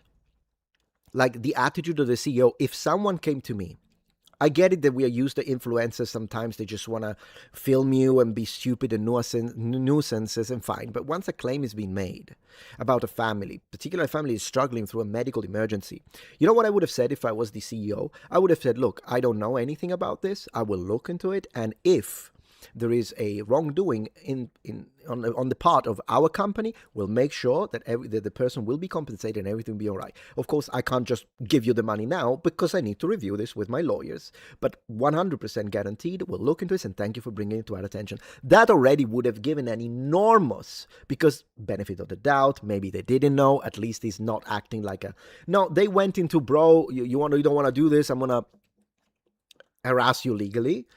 The legal harassment costs them a lot of money. People don't want to mess with bricks and minifigs anymore because they think they're being bullies. So they're losing business. Couldn't they have taken the full account, which, by the way, wasn't even $200,000? Which, by the way, for a corporation that big, it's nothing. But whatever. It's not even that. They probably would have had to give him like $80,000, maybe less. So write him a check, say an apology, and then fire the people that were involved with this. So I guess as a company, you can try and blame the local people. And if the local owners have a problem with you, then you go into a legal battle between them to figure out who was actually in the wrong. But at least from the public, this is ridiculous. They're spending a lot more money. Hearings on that coming up imminently, like very, very, very soon. And one big decider here is the Law Gormans, which have now filed officially a motion to intervene in this case. Wow. Now, we're going to explain all about this, exactly what that means. But first, this important message. Recently, a jury... You know what's funny? We have the same sponsor. I have this Morgan & Morgan sponsor. So I'm going to skip it, but I'm going to check it's link in the description. I don't think he has a code. If you want to scan this for the people who rewatch this to go give this man money, please do. We have the same sponsor. I'm also sponsored by Morgan & Morgan, based $1,000. Okay. Now, here's some context for those that need background. Obviously, you've got Reckless Ben. His stolen Lego allegations involve a time when the franchise was owned by Crystal Law and Ben Gorman. That's what we're going to call them, the Law Gormans. Ben confronted several people in Utah, leading to him getting misdemeanor charges. We've also talked about that on my previous videos. Right. Charges like stalking, trespass, disorderly conduct. And on May 30th, 2026, BAM, Bricks and Minifigs Corporate, filed a civil RICO case against Ben, the Mansells, and others, alleging coordinated harassment and extortion. How is it extortion if Mansell's owned the assets? I don't understand. Like, that's the part that I'm still trying to figure this out. Insane.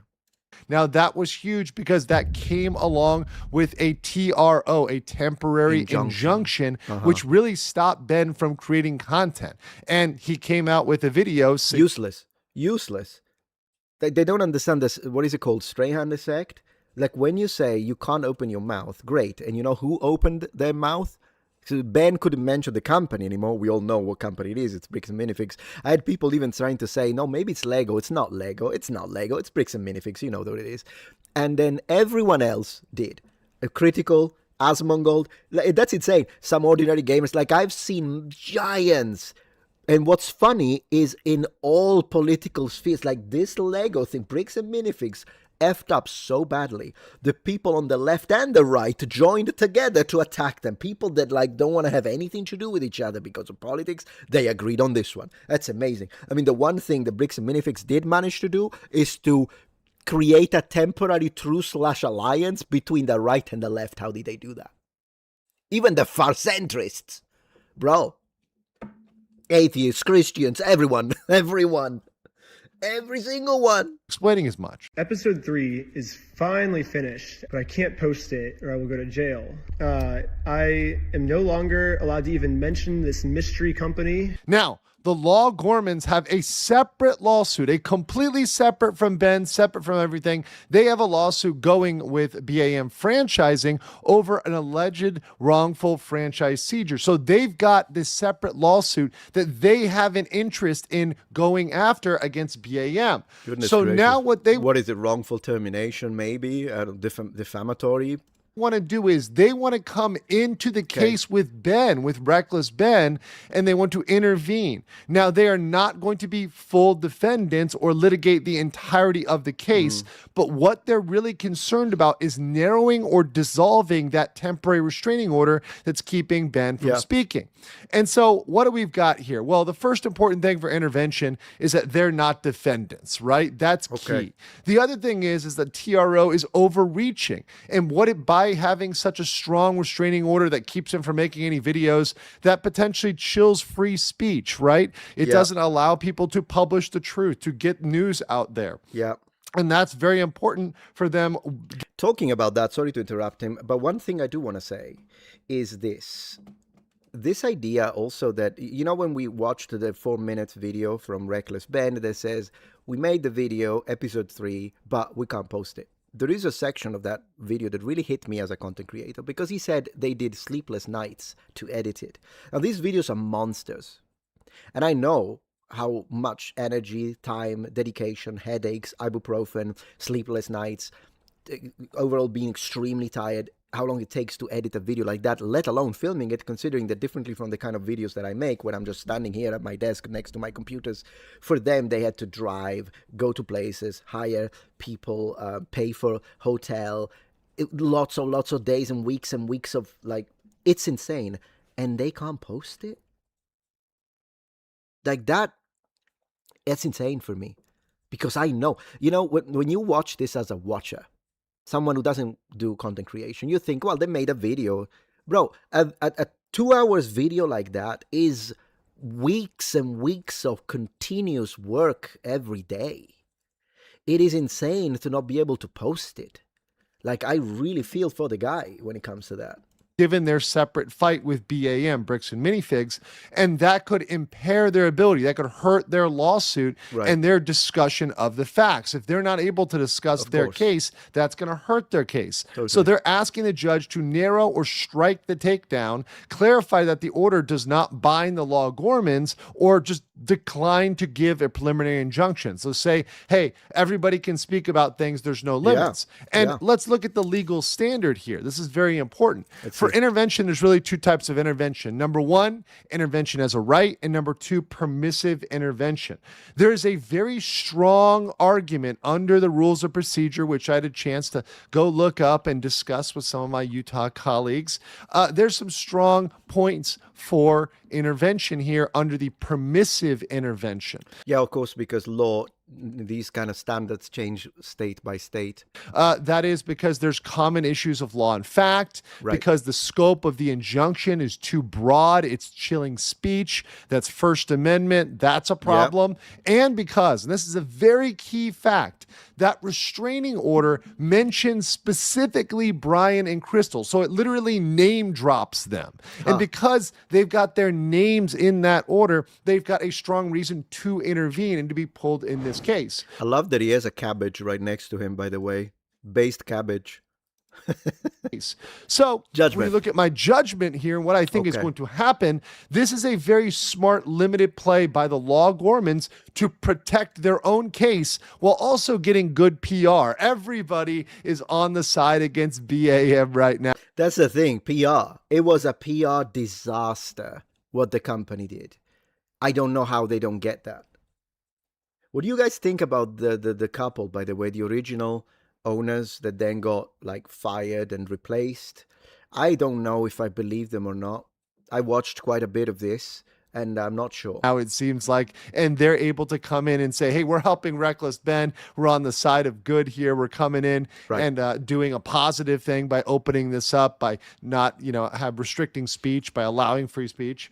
And I do think they have a very clear interest to intervene, and going over the odds and talking to people about it, I think they've got about a 75 to 80% chance of intervening and having an effect here. So that doesn't mean necessarily that the judge is going to get rid of the TRO, but just for them to be permitted to intervene and then the judge to consider what they said seriously. So yeah, I think it is a First Amendment thing. I think he should be able to speak. It's insane. Like, shut your mouth. That's basically what the company told the YouTuber.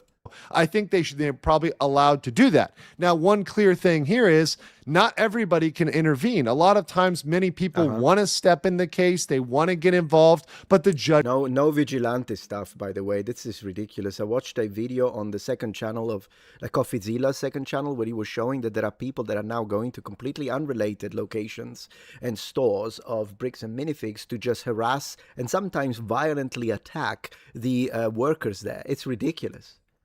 Like, well, what?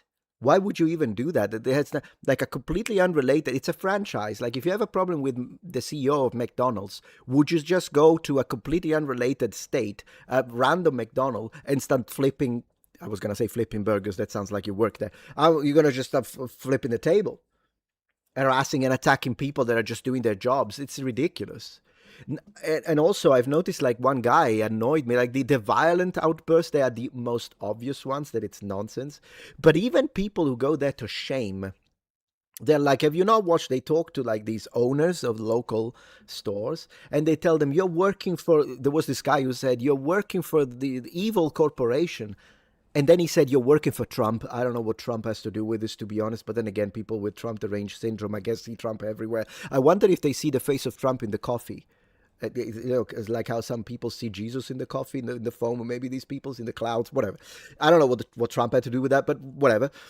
But even like having to, like, you're working for an evil corporate. What are these people supposed to do? If you're building a business and you are feeding your family and you're part of this franchise, what are you expecting to do? Like, so these people have to sell the business, give up everything they've got, have zero job, stop being able to pay rent or mortgage and maybe pay for the education of their children because it offends you, a random guy who just goes around to be a vigilante because of what a YouTuber you don't even know who it is made. Like, how do people think this way?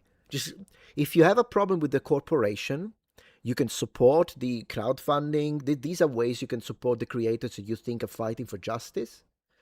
Maybe follow the story if there are like signatures to sign, do that. But going around to harass, you're no better than the corporation and what they do at this point, because you don't care about the innocent, which is the whole freaking purpose of this. Unbelievable. I'm going to take a cheeseburger and throw it to the wall because I have a problem with the CEO of McDonald's. And I'm going to do that in Turkey.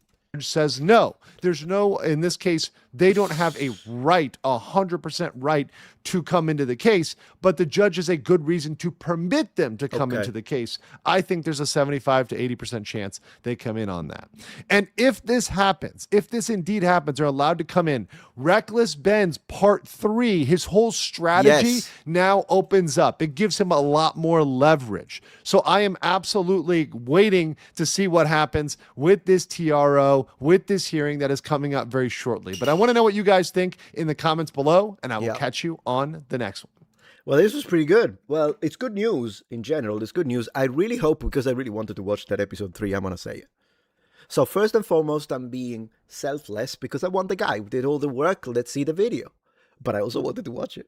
And I want to watch Asmongold watch it. So there is that. Man, did you see that Asmongold made a 7 hours video on the Reform Britain situation with the 250,000 girls that got, the grape gangs and that terrible situation. Man, 7 hours, he read the whole thing. And I'm going to say it. Asmongold, today we'll see some information when it comes to that, but I'm just going to say Asmongold did more for those British girls than what the government has done in Britain over the last decade. 7 hours. 7.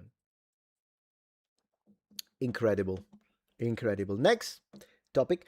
I want to watch a little bit of a video by Carl Benjamin, because apparently he made a video about Hollywood and race swaps. And, it's a topic I'm kind of interested in, so I want to check that out. It's, Carl, he speaks for like 3 hours, so I'm not going to watch the whole thing, but there is this video called Why They Race Swap. And I want to see if I have my own ideas onto why they're doing it. I want to see if they align, if we agree. Maybe I'll disagree with the man. We'll see. We actually were together on a podcast recently, and we exchanged some ideas, and it was interesting. It's 1 hour, 39 minutes and 9 seconds long. I'm not going to watch the whole thing, but I do want to watch a little bit. Before we do that, though, I want to go check on the wife and the baby, and then I'll do that during the streams from now on for the next, 10 years, so get used to that. And at the same time, I'll get a new drink. I'll use the restroom very quickly because I've been drinking a lot, so I need to use the restroom now. Well, pretend to, because I'm an angel. I actually have no bodily functions like that, but I have to pretend. Otherwise, the mask might slip. I'll be right back. Thank you for your patience.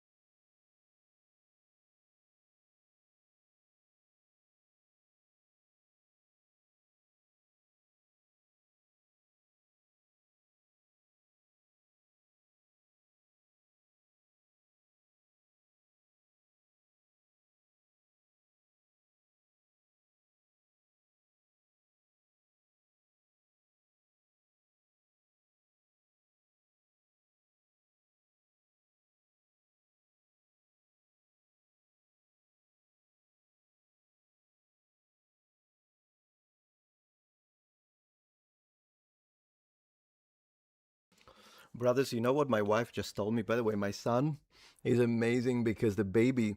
So my wife is playing Lego Batman, and my son is apparently really into the little Legos on screen. I hope this doesn't end up being another scandal. Anyway, she just told me.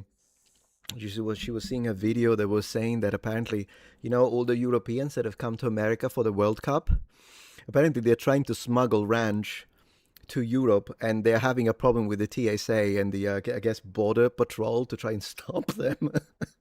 Bro, for ranch, I don't even like ranch, but apparently people are really losing their mind. Oh my gosh, that's so funny. They're trying to smuggle ranch. Who is it? Is it the Dutch? Is it the Germans? I can't see Italians trying to smuggle ranch, but I mean, the rest of the Europeans, I don't know. Man, that's hilarious. That's hilarious. So anyways, let's have a look at this video, and then we move forward. But as I say, I'll do a little bit. Maybe we'll do like a tiny little bit. Let's see if we agree, and then we'll move to the next, because I've got a lot of topics today. Let's do it. Ranch is the true sign of progress. That's funny. Wait, I think are my headphones dead? Because if they are, then I can't do it. Because you can't hear it if my headphones are dead. Let me try again. If not, my headphones are dead because I never prepare. Do not be like me. Okay, we'll do we'll do this reaction later. I guess we have to kind of improvise. And let me see if I can charge the headphones. So while we tackle other topics, goodness gracious, technical difficulties. Me and you guys, me and you. So let me charge these so that. Luckily, I had prepared more things. We'll check the other things. And then in the meantime, these probably just need to charge for 15 minutes. Be right back again. Goodness gracious, I can never do the things. See, that's because I never get prepared here, you know.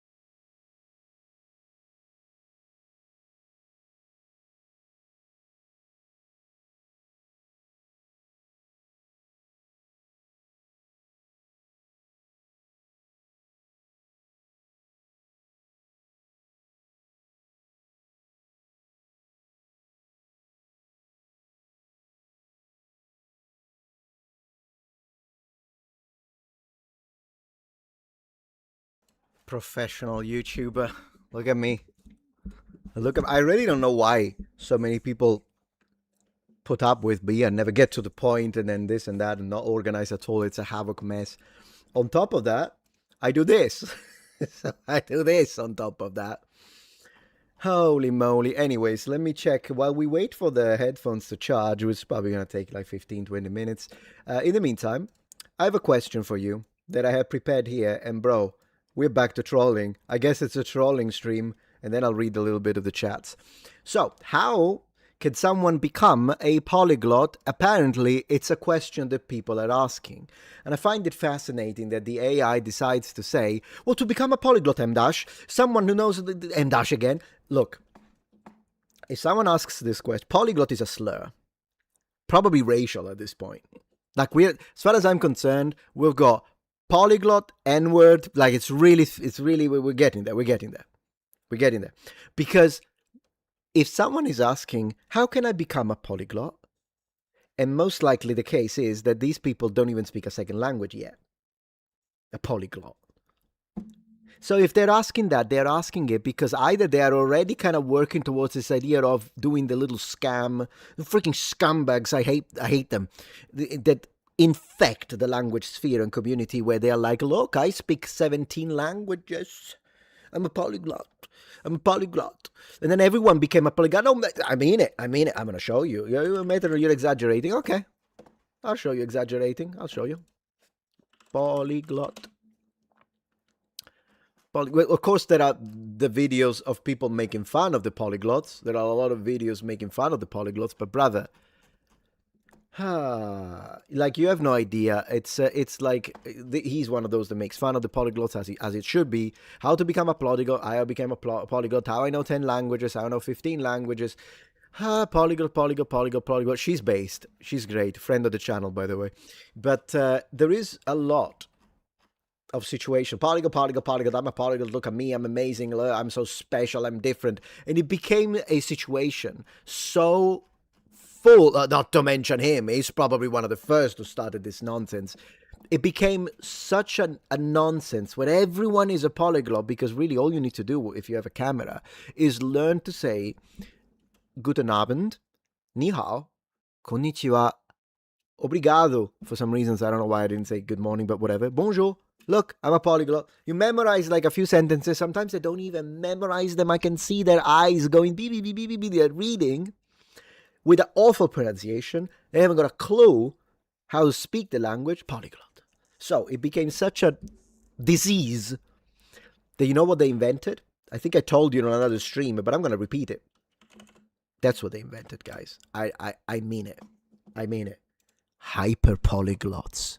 Because I mean, if all of that work to become a polyglot so that you would be special, but now 90% of online content when it comes to language learning is people saying, look at me, I'm special, I'm a polyglot. They had to come up with a new one.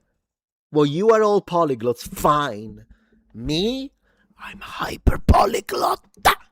Speaking 12 languages. Look at me. Stop wasting your time. 40 languages.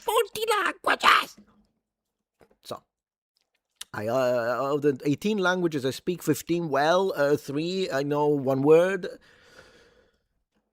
Hyper polyglot.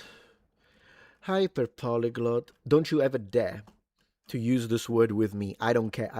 If at the end of my life, I will be fluent in 50 languages, not going to happen. But even if it happened, don't you dare call me polyglot. I don't want to hear it. So, with that out of the way, the people that ask, how can I become a polyglot? The answer should be, you don't want to. Don't. First become versed and proficient in one foreign language and then start another one if your passion wants you to. The people that ask the question, how can I become a polyglot? They're basically trying to say, how can I become an effective scammer? But here's when it's going to be, the trolling is going to get hilarious, guys, because, of course, there is a Reddit language learning. Becoming a polyglot, if your goal for learning language is to simply become a polyglot, I would recommend choosing different languages. What? I don't get it. First of all, if your polyglot is to become a goal, if your goal is to become a polyglot, your goal is wrong. But in general, I would recommend choosing different languages. Well, yeah, what are you going to be? A polyglot in Italian, but I guess the regional languages. But look at this one. People ask, how long does it take to become a polyglot? How many languages qualifies as a polyglot? Do polyglots have high IQ? You see, it's all about that. Or people are going to think I'm smart. Do polyglots live longer?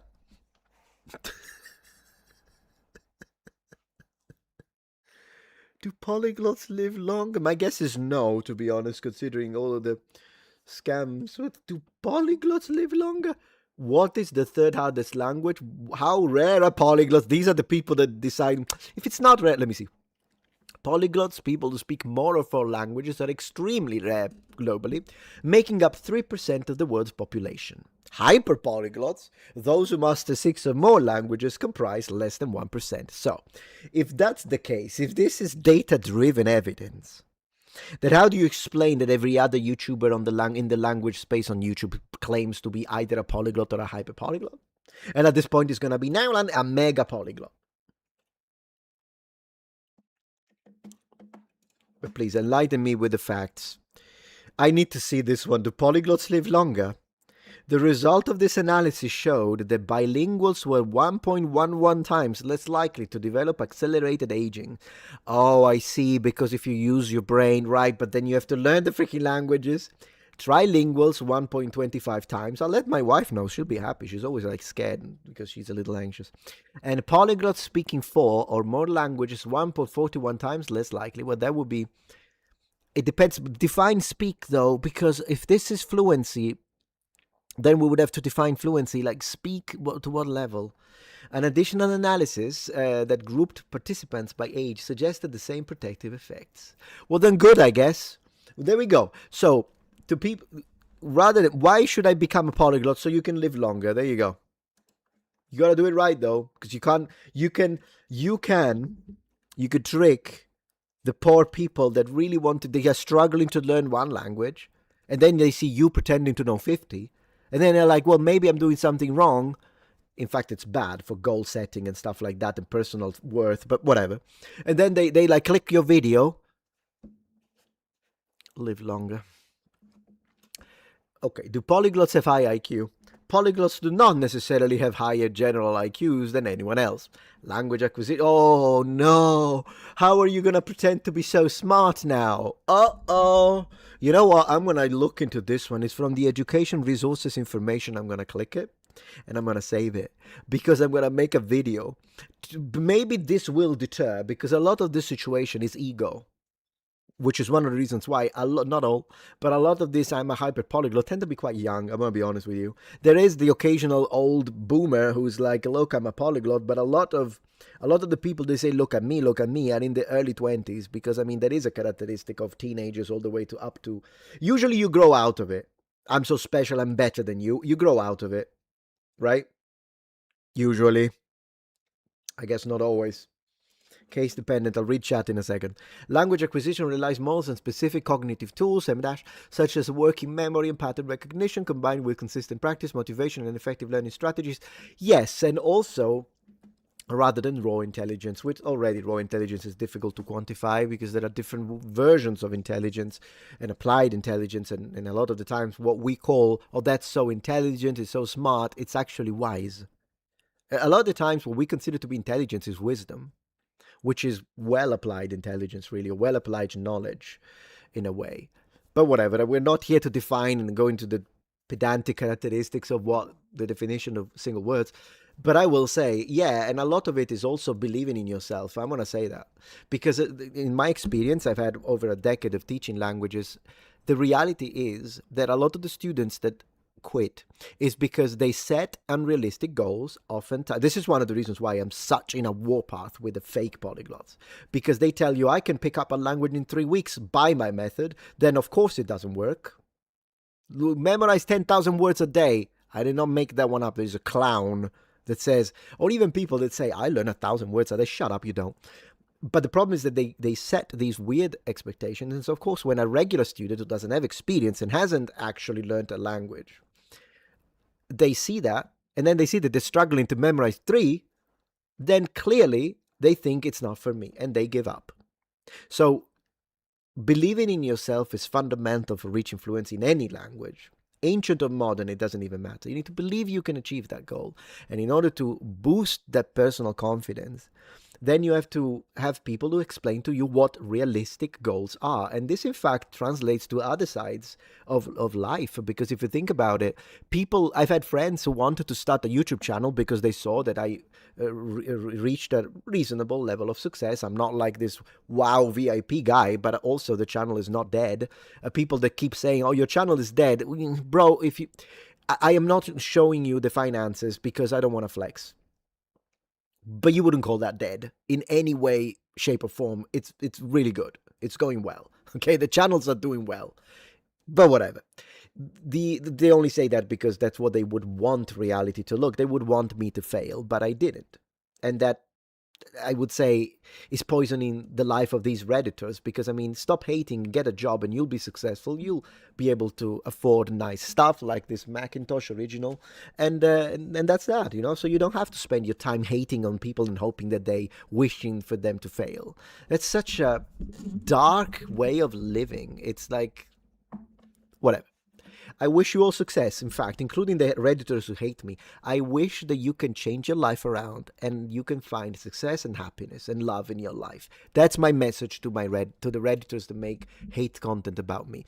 With that being said, even in life, I've had friends who thought that they would, in 2 months of YouTube, they would get 10,000 subscribers, and after they got 100, they gave up. Right, but after 2 years, I had 200 subs. I reached 250 subs after 2 years of work on YouTube. So it's an unrealistic expectation, given there are some channels that like make one video and get 100,000 subs. It happens, but that's not the norm. It's a statistic monster. It's an anomaly. It happens. Maybe it is you. Definitely wasn't me. It definitely was. It's been here for almost 13 years, brother. So, and I'm still not figuring out. I still haven't figured it out clearly since my headphones died. So, I mean, polyglots. Let me read a little more and then I'll read chat. Is there anything else? How rare are polyglots? Let's see. Do polyglots live longer? That one is so funny. What is the third hardest language? Arabic, Mandarin, Chinese, and Japanese. Sure. Sure, I can see that. Man, polyglots. Are polyglots naturally gifted? In what sense? In other words, you might ask, what are the secrets of polyglots? No, please don't ask it like that. The simple answer to this question is that they are not wizards or inherently gifted with a language DNA. They are like all of us who equally find language learning overwhelming and are willing to take this challenge. Okay, for once, I guess University of Oregon libraries appreciate that. You see, when they don't do stuff that is nonsense in academia, then they actually focus on data-driven analysis, then it goes well. He's 72 IQ, dumb.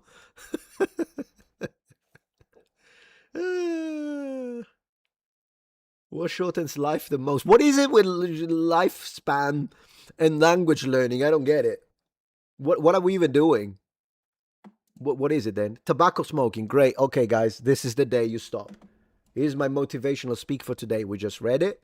You know, polyglots tell us, the AI in the, well, I don't know why, as we're talking about polyglots, tells us that globally tobacco smoking is the leading preventable behavior that shortens life. So, today's the day you stop. Come on. Metatron. I never started. That's why I was so good at stopping.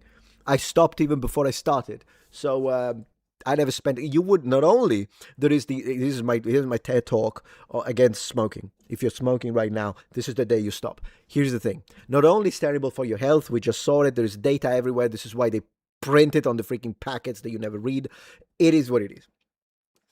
But apart from that, which is the obvious one, that if you had to explain to an alien race why the heck we smoke, I think they would think we're like there is no. It's ridiculous how that happened. But whatever.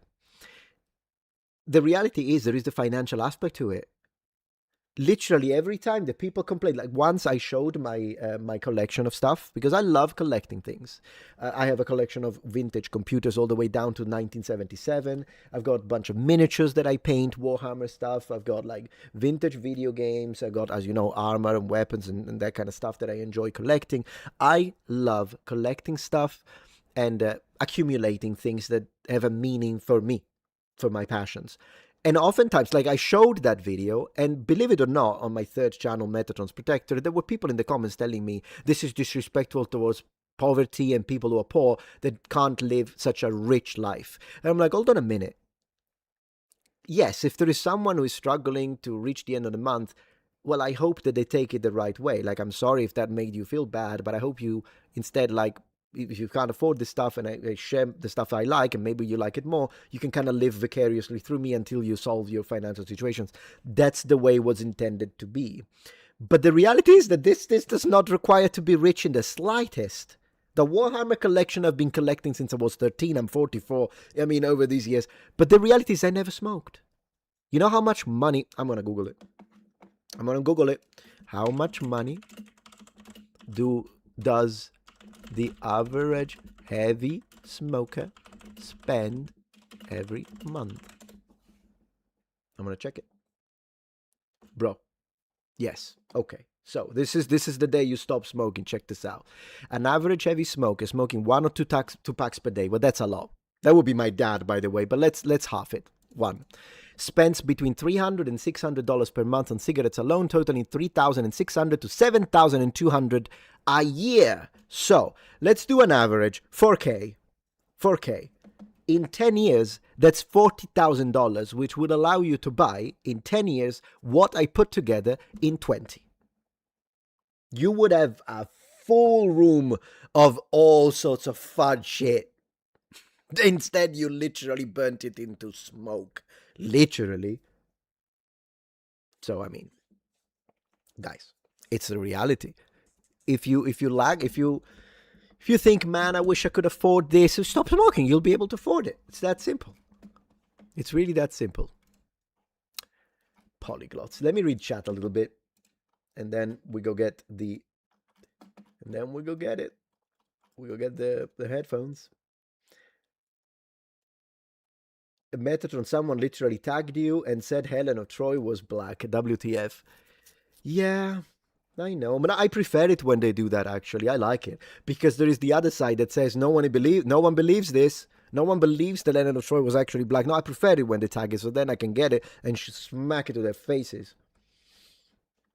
Yeah. An omniglot. Ooh, that's gonna be me, guys. The omniglot. Thank you. Whoever came up with that idea. Omniglots. I'm gonna make a video to troll on my second channel. I'm writing it down right now so I don't forget. Make a video titled I'm an omniglot. I'm so gonna do it. If you guys are polyglot, hyperpolyglot, I don't even see them. I don't even see for I can eat them for breakfast. The hyperpolyglots. I'm the omniglot. I'm doing that. Slipped in late, came into technical difficulties operating with that legendary Italian military precision. I see. Not going to switch sides though. Oh my goodness gracious. Hey, ancient Roman precision would have been great. Let me see. They can't order it online. Ranch? I don't know if you can order ranch online, to be honest. I have no idea. Can you? In Europe? I don't know. I've never had ranch in Europe, but I don't know.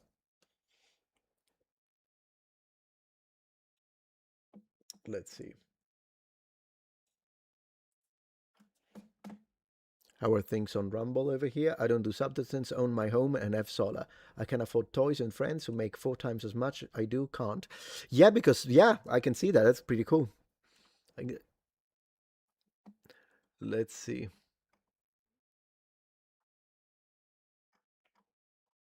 I shower every other day. Thank you for letting us know. Appreciate that. Now my life is complete. TDS people, here is in my walls. He's under the floorboards. True. Absolutely true. All right, since you are on an anti-smoking campaign now, and you got to tell your wife she's not smoking anymore and see how she reacts. She doesn't smoke. She was occasionally smoking electric cigarettes when we first met 7 years ago, and she gave up. She quit because of me. Not because I forced it, but simply she told me one day that she didn't want to do anything that could shorten the amount of time that we spent together. What a lovely way to look at it. She never touched anything ever again. So yeah, she doesn't. We don't smoke. This is a smoke-free home. Love it. Smoking burns your wallet and your lungs. You're absolutely right. Totally.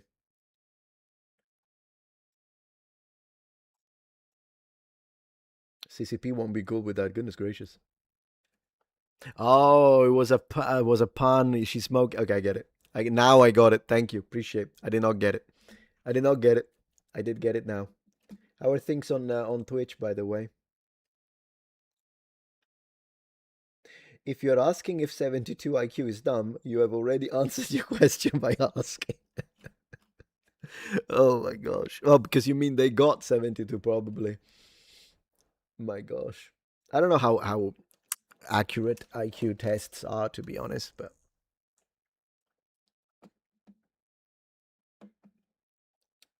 that's funny. Dated a while before marriage. Not that long, really. Not that long. It's actually kind of funny. We had to put together a marriage in a week because lawyer stuff. I won't even go into the details, but we had to put together the marriage, and basically we were told you need to get married next week, and we're like, okay. It was a very small thing, anyways. It's not like we wanted. I never understand people that spend like tens of thousands of dollars into their marriages. It's a waste. It's a waste. Take that money for, unless like you're super rich and you can afford it, I guess, whatever. But for normal people that spend tens of thousands of dollars for the wedding day, it's ridiculous. No, you save it. Save it. Build a little nest egg. Make sure you're prepared. 7 years of abundance, and prepare for 7 years of the biblical thing. I would say that, but in general, it feels like a waste. We married in this little church with just immediate family, and then the family in Italy connected and watched the stream because we streamed it, and that was it. It was very simple. Then we went to an Italian restaurant, we ate, and that was the end of it. Very simple. Very simple. And so there's that. Here in Greece, a pack of smokes cost €4. So do the math. How much you're smoking daily? Yeah, totally. And I think in the US it's more expensive than that. I wonder why, but we have an expression in Italian, fumare come un turco, which means you smoke like a Turkish man.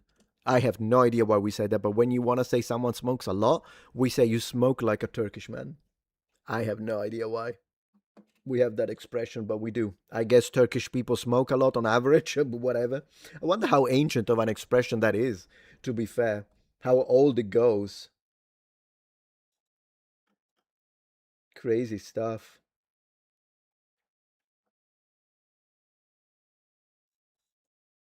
You were talking about Sargon and race swapping. Yeah, because I wanted to watch that video. Let me see if do you think how long has it been since I've been charging the headphones? I wonder if they're going to die on me again, or if we charge them enough. Let me see if I can see. Okay, so we did. Let me mark all the topics that we covered already. We did legal mindset. Sargon of Akkad, we're going to do that now. Toxic masculinity, we did that. Heteronormativity, we covered that. Man, I feel like I'm an academic these days. We did the hacks. Yeah, it was kind of fun. Oh, we need to read the second letter from the Greeks. Let me prepare that.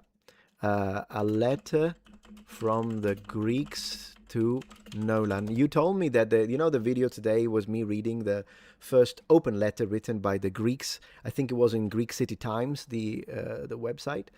Let me see it, because I've been told they wrote another one. So how am I gonna find it though? Let me see. How am I gonna find it? Sorry, the light is covering. Let me see. Letter from let's go to a Greek City Times. Greek City Times, second letter to Nolan. Let's see if we can find it like this. Because I found the first one. Do you guys know what it's called? Because I see the first one. Read the full letter at Greek City Times. Yeah, this is the first one, isn't it? Let me see. Cinema has always carried the power of imagination text. I'm trying to see if this is the one. Yeah, this is the one I read. Where is the second one? You might need to give me the title for that one, number one, because I can't find it. Greek culture. Is it in the politics tab? Greek news today. Maybe if I write Nolan in the search engine. Nolan. Let's see. It's loading. Happy Father's Day in Australia, by the way. Thank you. It's not past midnight just yet. Oh, yeah, I think I found it. Let's see. Greek culture minister rejects censorship. Ooh, wait. There's stuff here happening. Let me check this out. There are a few things. So, 4th of June, 2026, Greek culture minister rejects censorship of Nolan's Odyssey. What does that mean? Greek culture minister Lina Mendoni defended artistic freedom. So she's a traitor. Oh, I'm so gonna drag her name through the mud. I'm so gonna do it. I swear, politicians. AI Odyssey trailer outshines Christopher Nolan's trailer. I watched that. A letter to Hollywood and Nolan's Odyssey cast from us Greeks. This is the one from the 25th of May that we read. Nolan's Odyssey, this is the 22nd of May. Nolan's Odyssey problem, diversity with the Greeks is not diversity. True. This is one we should read, even though it's before this one, but we should totally check it out. Christopher Nolan was absolutely desperate to cast Lupita Nyong'o as Helen of Troy. I agree. Man, there is so much to read. Elon Musk, we know that. Forget Christopher Nolan's The Odyssey. Troy already delivered the ultimate Greek epic. Nolan's Odyssey probably in diversity. Well, yeah, we got that. I don't see the second letter unless it's that one. But bro, is it this one? Online 8th of May, so no. They cast an African. You don't know? Bro, you got like 20 videos to watch from me alone.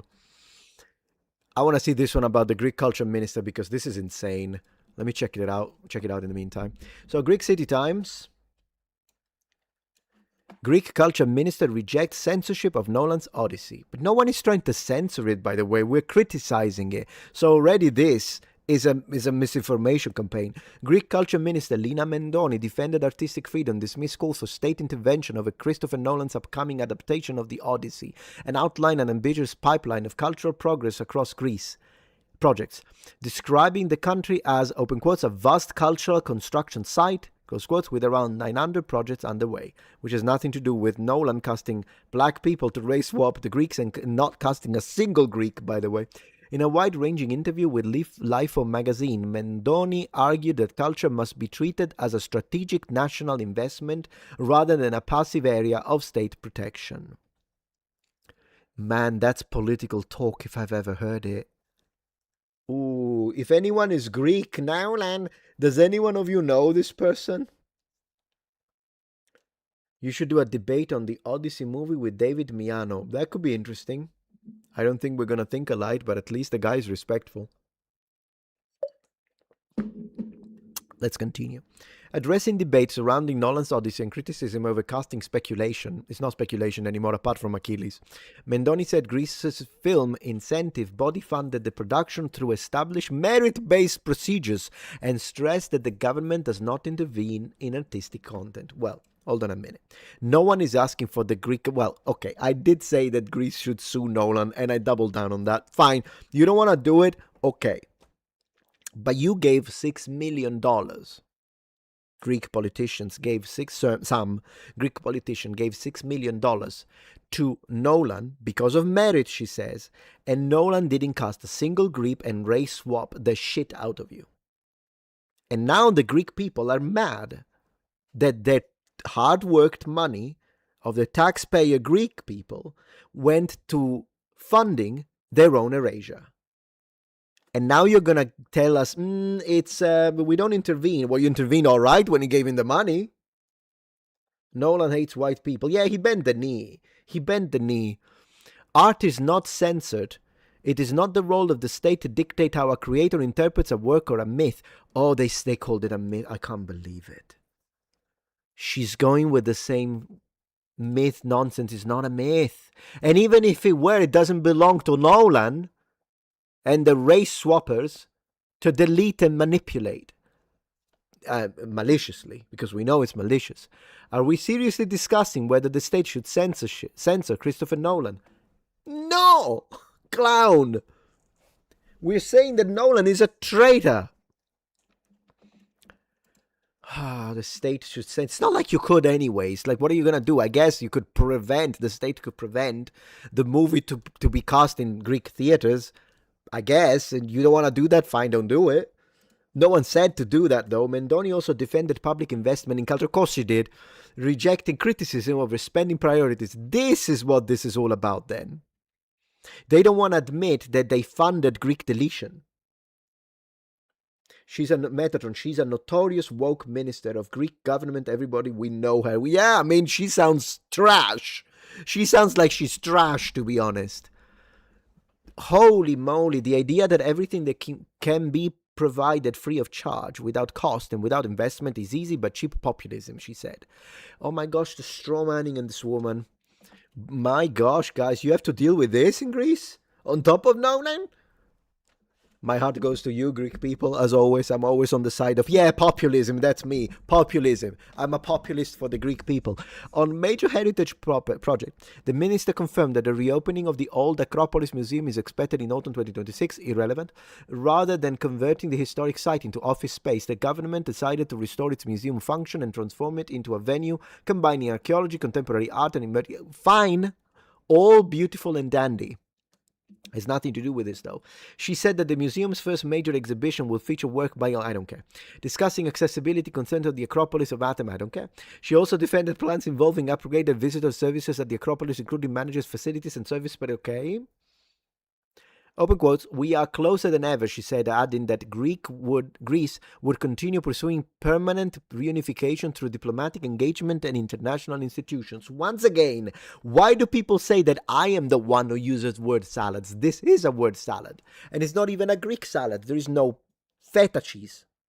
Do you guys even put feta cheese in salad? I don't even know at this point. Do you? Let me know so we can actually know. All of this taught us nothing. So can we teach something? Can we make this educational? Greeks, in my comment sections, do you put feta cheese in your salad in Greece? Let me know in the comments.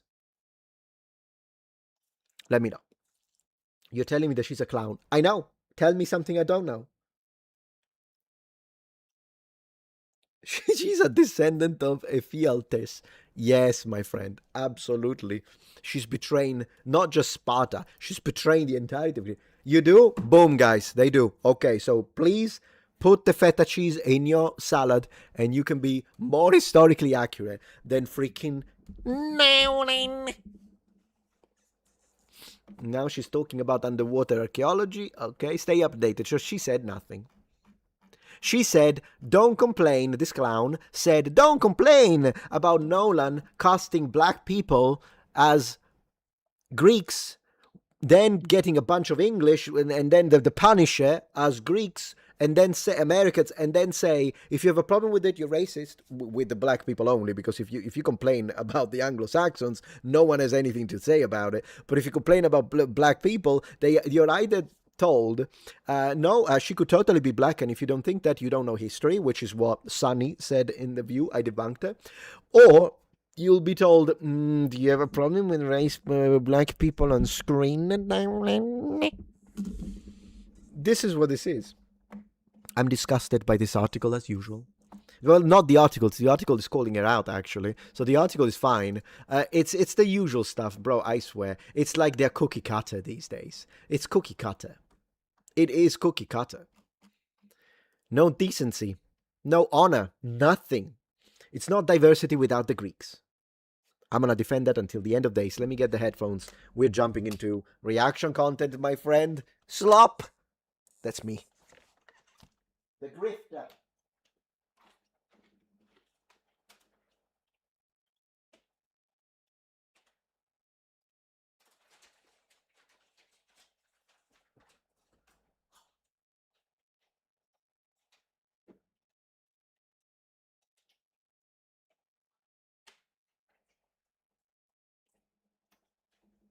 You know, I'm always amazed at how much joy, peace, and true happiness my far-right grift brings me. Like, I love it. I love being the king of this grift. I am the king of the grifters.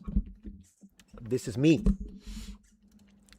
All right, Sargon, explain to me why they race swap, please. Why? Hollywood. Oh my gosh, look at that. Look at that introduction right there. And they tell us it's not happening. Plus, I mean, did you guys notice? I know I'm already speaking too much. Bro, the systematic / systemic erasure of redheads is it's like redheads are the devil. Like, you have to take redheads, gorgeous, by the way. I think natural redheads are some of the most beautiful women. Redheads, and turn them all into black Africans. Like, you have to do it. It is an obsession with Hollywood and gaming industry too. Obscure words, Quaker watcher, a politician whose actions are controlled by someone else. Ultra crepidarian, one who offers options and beyond their knowledge. English is so goodness gracious. I do not understand those. Let's go. Everyone is aware that Hollywood is obsessed with race swapping their characters. Yes. Baffling and unartistic decisions are being made for a great loss of financial and cultural capital. Yes. And yet, for some reason, the powers that be insist on setting fire to their own cultural legacy. So why are they doing it? Why are they doing it, Carl? Snow White. Ooh, we're starting strong. Let's go. Snow White, guys. There are innumerable cases of race swapping in modern media, and one excellent example is the casting of Disney's 2025 live-action remake of Snow White. They couldn't resist, couldn't they? I mean, a character whose name is Snow White, and I'm actually impressed they didn't turn her into actually black from Africa. I'm surprised. I'm really surprised. Featuring Rachel Zegler, someone who was immediately criticized as not actually looking like Snow White. It doesn't look like snow to me, does it? Moreover, Snow White wasn't going to be acting like Snow White either. You said you were bringing a modern edge to it on stage. What do you mean by that? Look at the face! Look at the face! Ooh, the face. I need some salsa. Sun chips, non-sponsored, garden salsa. Story of my life. Salsa in the garden. That. I just mean that it's no longer 1937, and we absolutely wrote a Snow White that She's is not going to be saved by the prince. She's not going to be saved by the prince, and she's not going to be dreaming about true love. Stunning and brave. She's dreaming about becoming the leader she knows she can be, and the leader that her late father Leader told of- her that she could be if she were. Leader of what? The dwarves? So is it... she's an ableist. Wow. Was fearless, fair, brave, and true. And so it's just a really incredible story for, I think, young people everywhere to see themselves in.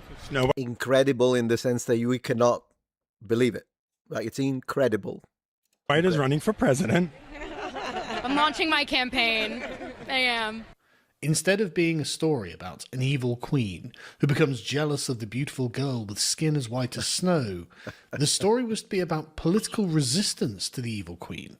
And as Zegler is proud to inform us, she isn't going to be waiting to be rescued by Prince Charming. Who the heck needs the prince, am I right? I mean, you know, the original cartoon came out in 1937. She loves saying that. I think she learned it 2 days ago, by the way. Wikipedia'd it. 1930. Yeah, and the character is supposed to be German. And very evidently so. There's a big focus on her love story with a guy who literally stalks her. Yeah, heteronormative, one would say. Man, disgusting. Absolutely. For your information, black people can also be born with red hair. Extremely rare, I guess, but sure. You know what I mean, though. I mean, you're being pedantic, and I appreciate pedantry, but you know exactly what I mean. You know exactly what I mean. Weird. So we didn't do that this time. So no yeah. prince or a different kind of prince? We have a different approach to what I'm sure a lot of people will assume is a love story just because, like, we cast a guy in the movie. Right. And Unbelievable. How dead, man. I swear, she is the most unlikable. It would be the end of the species if it was just me and her on this planet. I would refuse to reproduce. I mean it. Impossible. Apart from the fact that I think it would be biologically impossible, because I don't think anything would work with that. But whatever. I'm just saying I would refuse. What? Something like this? No, it's the end of the human species. Sorry. Cyborgs, androids, aliens, greys, reptilian. I'll go with a reptilian. Burnap, great dude. Yeah. It's one of those things that I think everyone's going to have their assumptions about what it's actually going to be, but it's really not about the love story at all, which is really, really wonderful. And whether or not she finds love along the way is anybody's guess until 2024. All of Andrew's scenes could get cut. Who knows? It's Hollywood, baby. This took the modern audience by surprise because they didn't seem to realize that they were now supposed to be supporting a political project rather than enjoying a retelling of a classic fairy tale. And the Snow White remake lost north of $100 million. Love to see it. It also created quite a backlash from more traditionalist-minded fans. Oh, you mean far-right racists and bigots, right? That's recently I've been told that I'm not a bigot anymore. I'm a disgusting bigot, so I leveled up. Who expected Snow White to actually look like Snow White, described by the brothers Grimm as having skin as white as snow, lips as red as blood, and hair as black as ebony. Man, that sounds like the devil. Am I right? That sounds like the devil. How dare you? That 1937, clearly. Rachel Zegler does not meet this description. No. There is, of course, nothing wrong with not looking like Snow White, unless you are specifically cast to play Snow White. I don't know, Carl, I'm just going to be honest with you. This statement, when you say there is nothing wrong with not looking white, unless it's a race swap, meaning you don't have actually a problem with people who don't look white. I don't know, man. You're starting to say it's weird. You're supposed to be far right, like alt-right and all the rest. This might sound like you're not racist. I don't know, man. We have to be careful with these kind of words. Be careful. Zegler was cast by Bernard Telsey and Tiffany Canfield after being given a glowing endorsement by none other than Steven Spielberg, which eventually secured her the part. Yeah, I mean, we can now. I see why this guy ended up making that weird Alien movie. The Alien movie, guys, the Alien. Apparently, Zegler didn't even know what film she was auditioning for, with the audition script apparently being called Untitled Disney Live-Action Film, and the characters she was reading being called Amber and Jeff. Zegler herself was confused by the... It's unbelievable how I'm going to speed him up a little bit, but it is unbelievable. He's too posh, so he needs to be sped up a little bit. But I'm going to say this. It's unbelievable. Sorry. How this kind of insane feminist positions modify people's facial expressions to a point that their smiles are obnoxious. Did you notice that? I noticed it happens also. I thought it was in conjunction with the nose ring as it, works with the muscles, but maybe not because she doesn't have the septum ring. So it must be something that projects from the mind into the way the facial expression manifests itself into the external reality. Because I swear, I'm annoyed. I find this smile condescending. Incredible. Casting backlash of the film, and nobody responsible for these decisions appears to have come to her aid. Like most actors, Zegler became the face of the film, and instead of coaching or stewarding her through the concerns, she was just left to twist in the wind over it, making careless and ill-advised statements without understanding the scope of the ire that she was inciting. Yeah. Indeed, she seems to have become quite widely reviled because of her attitude, and the woke nonsense coming out of her public appearances probably damaged the film's earning potential. I'm telling you this as well. I agree with everything you said so far. One thing I want to say, the reason why she thought she could get away with it, meaning that she saw this, because they live in an alternative reality. She thought that she could speak like this, hate on men, sound condescending, sound arrogant, and get away with everything and still gain major popular support. She thought that was what would have happened because in her mind, which has been completely twisted by political propaganda, she thought that only a little bit of like bigots and racists would complain, but everyone would agree with her. The reality is that everyone thought she was arrogant, and regular people that they think don't exist think that this is ridiculous. 1 second. I'll continue my thought.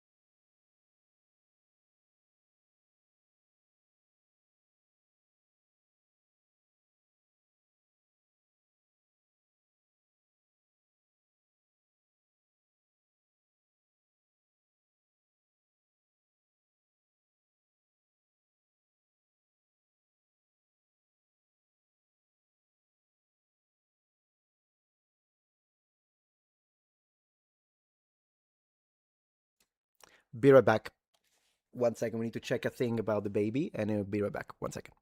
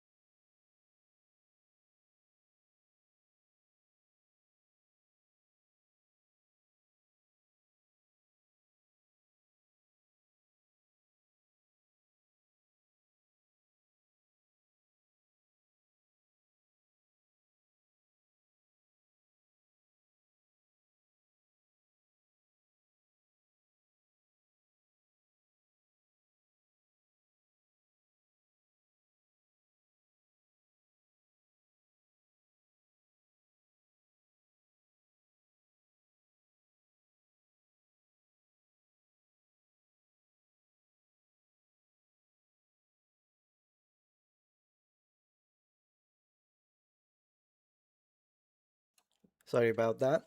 So let's keep watching. I appreciate your patience, by the way. Thank you very much. It's just that with a baby, it is what it is. I'm gonna have to go check, then come back, see why is he crying. I think he's hungry. We gave him a little bit of because we didn't know if he had like, sometimes he has a little gas, a little bubble. So we gave him something, what is it called? There is this thing that the pediatrician gave us. Anyways, I want to keep watching a little bit. And then it's going to be feeding time, and then I'll stop the stream. But I do want to watch a little more. So thank you for the patience. Appreciate the baby. Appreciate. Let's go. Disney eventually banned her and her co-stars from even doing red carpet interviews because they'd become so damaging to the brand. It's worth remembering that Zegler is only 24 years old and has been... She acts like a 12-year-old.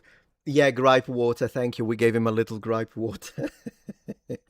I told my wife to let me know, though, because if he keeps crying, I'll go and hold him and everything and kind of help out. Essentially thrown into a culture war, not of her own making, and clearly beyond her... Sorry, to finish my point earlier, because I know I didn't finish the point. My point was, she was expecting for a lot of people to appreciate her and support her position. What these people don't know is that there is a lot of people who are normal.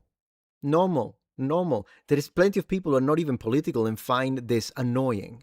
Not to mention the fact that it's unidirectional, right? The race swapping, which is unjust. And so that's what these people misjudge. They don't know how many people are out there that think this is bullshit, actually. And I think this was a wake-up call up to a certain extent. But not that she will understand it. Zero self-awareness. She just think, oh, there are more racists and bigots out there. That's how she's gonna... So she's not gonna learn anything. But hopefully the whatever $100 million crash is gonna teach them a lesson, hopefully. Understanding. It seems she doesn't know what the problem is, what she is being used for, nor did anyone seem to prepare her for the kind of public hostility that she will likely be burdened with for the rest of her life. I don't feel that it's fair for the people who took advantage of Zegler's naivete on the political issues surrounding her casting to just throw her to the wolves, to be honest. Well, yeah, that's a very fair take. I actually appreciate. What's normal? Normal is someone who isn't radicalized. That's what normal is, in my opinion. Like a normal human being, you can have your positions, your ideas, and they can be different. But at least you're acting like a normal person, because the kind of nonsense that people like her push is for the radicalized, it's for the brainwashed, it's for the cultists. There we go. Look at this. Look at this woman of color. The issue is that there is a struggle happening here to which Zegler is not really privy, and seems to have been used as something of a pawn. Snow White is a cultural possession of the Northwest Europeans. It is a 19th century German fairy tale. Yes, German. Zegler herself is Eastern European and Colombian, and it is a beloved story, and people generally feel very attached to the popular myths that form a part of their cultural heritage. 100%. And anyone who says that that's not legitimate, oh, you need to be inclusive and diverse, they would never say it to the local population of Nigeria or Sudan if someone was trying to whitewash their casting, and they would say, but this means a lot to us, people of Sudan, or people of Nigeria, or people of Congo, like Helen. And the reality is that, yeah, of course. And then they would be like, oh, yes, white supremacy is attacking you. It's so easy to debunk these people like Ziegler. When they are misrepresented in such a heavy-handed and vindictive way, they tend to feel that their cultural heritage attack by subversive forces within the movie industry. And that's because it is. Not to mention there is it's on top of it's like superimposing different layers. It's not just a race. She also tried to make Snow White into a feminist icon and at the same time push misandry. So it's like it's on multiple levels. Against the traditional European culture of the West is set a levelling ideology which seeks to deconstruct the unexamined premises upon which our culture rests. Totally. This ideology uses a hostile critique to discredit, dismantle, and disempower the stories that acted at once as both moral instruction and a bonding agent for our society. We will examine one aspect of this ideology in detail. I do agree with him. I think it's a very well-organized video. The fact that such a well-structured video is this long means he must have put a lot of production into this one. I appreciate it. But one thing is, I don't think it's just... The reason why they're doing this, in my opinion, the whole race swapping, is to virtue signal. That's one thing. Look at me, I'm so I hate my own people, white people. Now you like me for it. There's that. Look at me, how anti-racist I am. So anti-racist, I'm okay if you delete my entire culture and whatever. So there's that. But I think it's also a preparation for the waves of millions of migrants. I think that's what it is. It's a preparation of the waves mentally, because they tell you we've always been here. Look. Because they change the history. It's not just the mythology, it's not just the legends, it's not just the stories, it's also the history. And so by swapping everything, now they do push and say Vikings were transgender Muslims. I have 2 videos debunking that. And then the Vikings were not white, and Anglo-Saxons did not exist. In fact, they removed the words. And they do this all for the specific purpose, in my opinion, of making you more receptive to the kind of immigration that they have, in fact, exposed Europe to. And Japan is resisting, and Japan is based. Philosophy of representation. What's next? The left's philosophy of representation. Okay. Man, what a video. Yes, I'm There live. is a long-standing view in philosophy that goes all the way back to Plato and Aristotle that art is a representation of reality, and therefore stories are bound by their own internal logic as a projection of the hypothetical reality they are intended to construct. A good story is many things: creative, entertaining, compelling, relatable, consistent. But one overlooked aspect of a good story is that it is didactic, in that it instructs us on the practical and moral lessons Yeah, that means that it teaches you. of the story without us having to have lived through them. Yes. The premises of the story construct the artificial world we inhabit for its duration, and this representation can be used to inform us about aspects of the real world of which we would otherwise be unaware. In this way, stories become part of the diffusion of knowledge and time-tested wisdom throughout a culture. This is why classic stories persist and are beloved from generation to generation. Man, look The at that lessons armor. they teach are perennial and unaffected by changes in time, place, or technology, because they And they're changing those lessons from look at this protective man who loves the girl and does everything and fights evil, and then they love each other and they have a beautiful nuclear family, traditional marriage and everything. They take all of that away and they change it into I don't need no man. They speak to the enduring character of the human soul and the proper nature of the relationships which bind us together, at least for our culture. Yeah. It also leads us to become possessive of these formative narratives. We think of them in some way as core to who we are, and we enjoy passing on the value that they held to us to future generations. Interesting. This is usually an organic phenomenon. It was not by design that in Germany that Goethe's Faust, or in England that Tolkien's Lord of the Rings became national cultural touchstones. These stories spoke to a shared set of pre-existing moral sentiments, which resonated with the people who enjoyed them and became cherished cultural institutions as a result. Right. What we can derive from the theory behind storytelling and representation, then, is that stories contain power and have some influence over people individually and entire societies more broadly. 100%. It is not a direct hard power, but more a persuasive soft power that unintrusively influences the worldview of a people and subtly informs their decisions.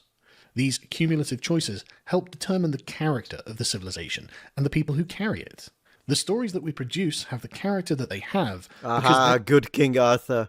Man, look at this. You know what? I need to print this and then have it as a tapestry on one of my walls in my medieval armory. Yes, one of my rooms is a medieval armory.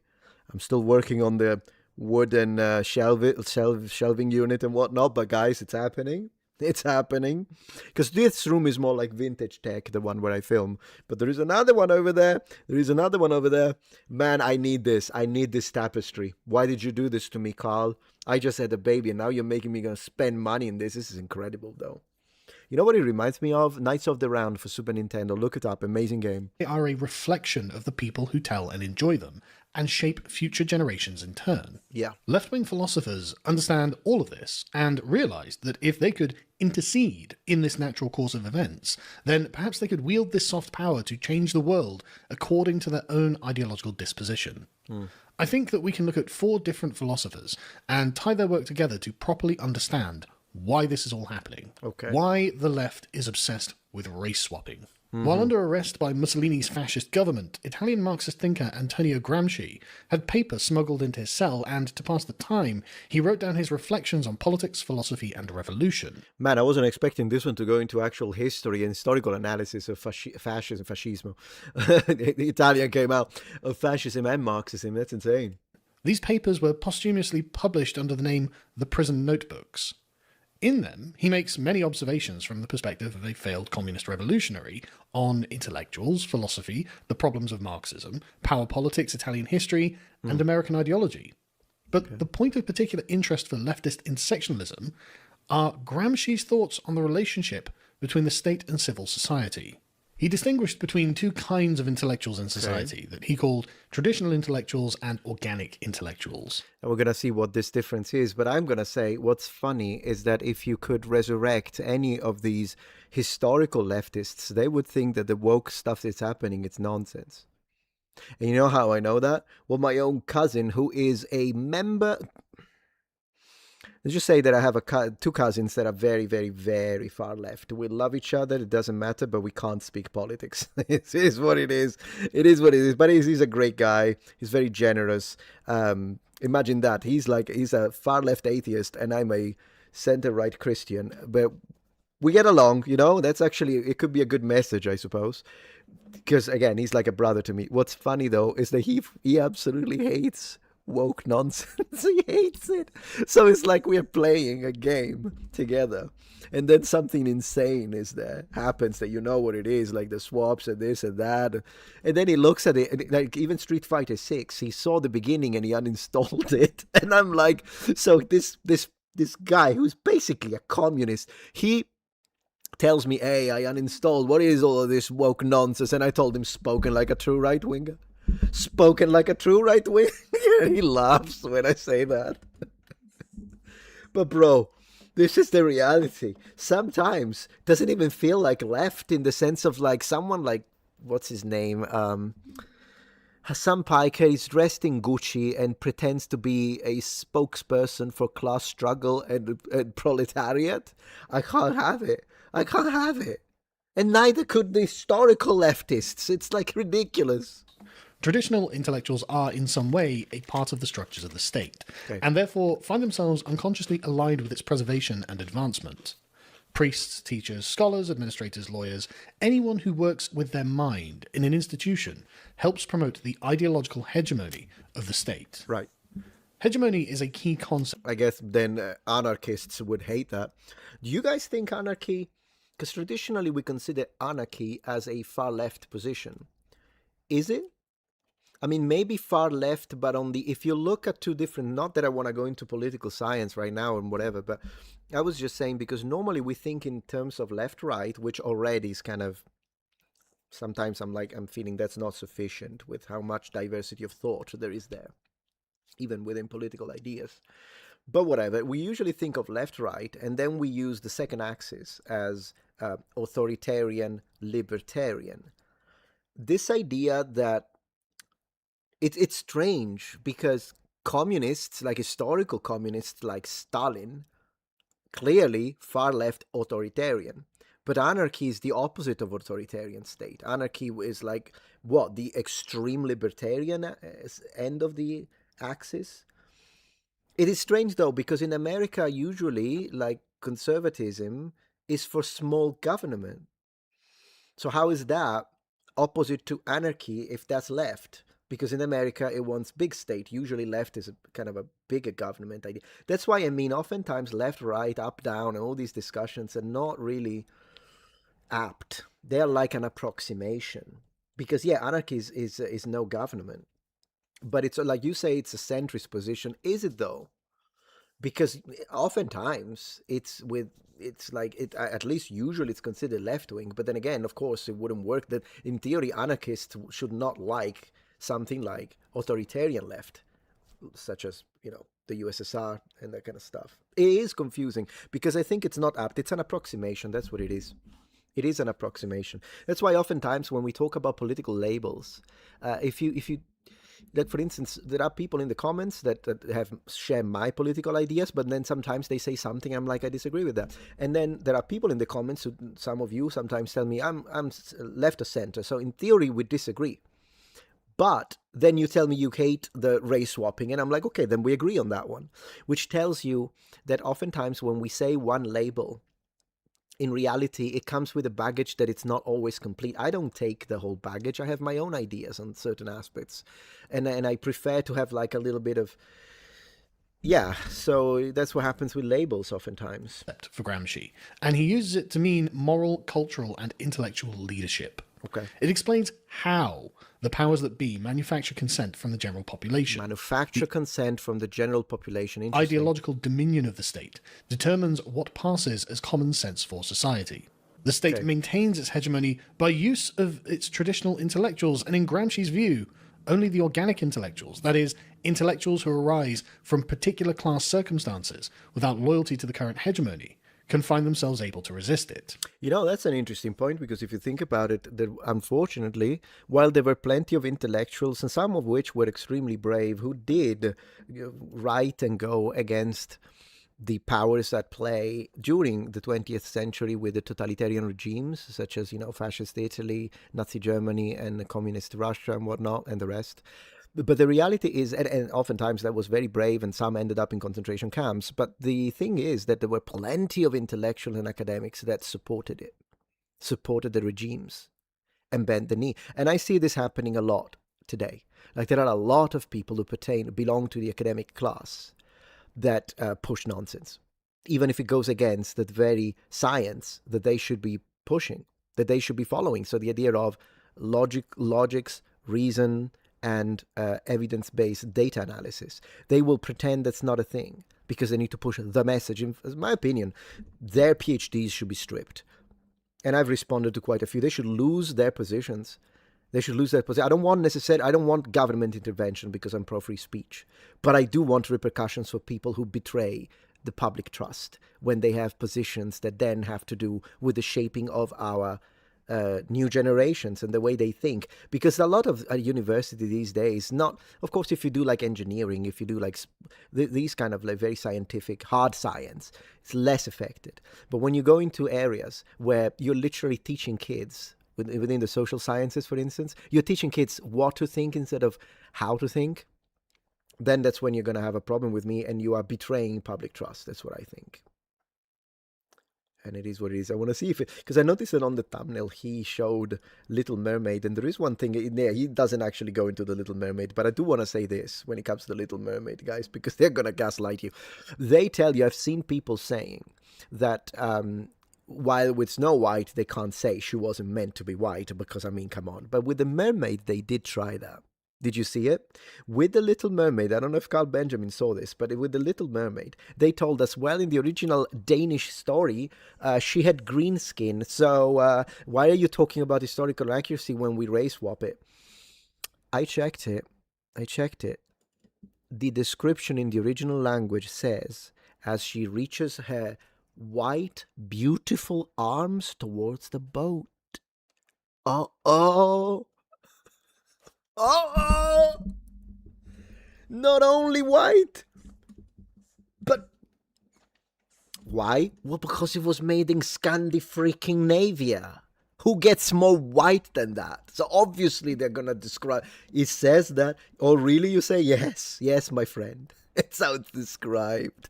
Never mind. There is something green with her body, but it's not the entire body. And the arms and the hands, they are both described as white and beautiful. Oh. Most people are socially and politically somewhere in the center, but ideologies put on force people to be on one side or the other. I would agree with that. There is a lot of left-leaning and right-leaning. There is a lot of leaning. I put myself in there. I'm a leaning person. As a redhead, that's the one that pissed me off the most. Of course, because of the systematic erosion of gingers. It's a fact. I don't care if they say no. Every video game, I was playing Diablo 2, the remake, which is a pretty decent game, but every redhead has been swapped, removed, completely gone. If you have red hair, chances are your character is gone. I don't know why. I haven't got a clue why. Gramsci then Good took this video so understanding far. and applied it to the question of why communist revolutions have succeeded in the East but had failed in the West. He came to the conclusion that it is because civil society had different reactions to the state's institutions and ideological hegemony in each region. As he put it, in the East, the state was everything. Civil society was primordial and gelatinous. In the West, there was a proper relation between the state and civil society. You know what's interesting about this? Fascist ideology is anti-individualistic. So, in fact, that's one thing that fascists have in common with USSR, Russia, and Stalin, any form of totalitarian regime, the Nazis. It's always the anti-individual position. The individual means nothing. The individual can accrue wealth, but only if it also benefits the state. There is no such a thing as an individual without the state. The state always gets primacy and priority. And I'm not saying this, these are literally the words of the doctrine of fascism by Benito Mussolini and Giovanni Gentile. There is no individual. Everything is the state. It's not big government when it comes to fascism. It's gigantic government. And when the state trembled, a sturdy structure of civil society was at once revealed. The state was only an outer ditch, behind which there stood a powerful system of fortresses and earthworks. Okay. If the organic intellectuals were going to conduct a revolution in the West, it could not be done via a frontal attack. Whilst this might have worked in Eastern countries, where the people were oppressed by a tyrannical state and therefore would not render it aid in its time of need, this would not work here. The people of the West liked their countries and their institutions. They agreed with the ruling class's view of common sense and would spontaneously fight to defend the state against the revolutionaries. You know, this is an interesting point that he's bringing up, mostly because I'm thinking the annihilation of patriotism is one of the things that at least the major players, when it comes to what's happening, this cultural revolution, you can call it culture war as much as you want.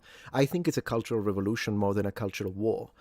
And the reality is that this idea of destroying patriotism and how many people are self-loathing?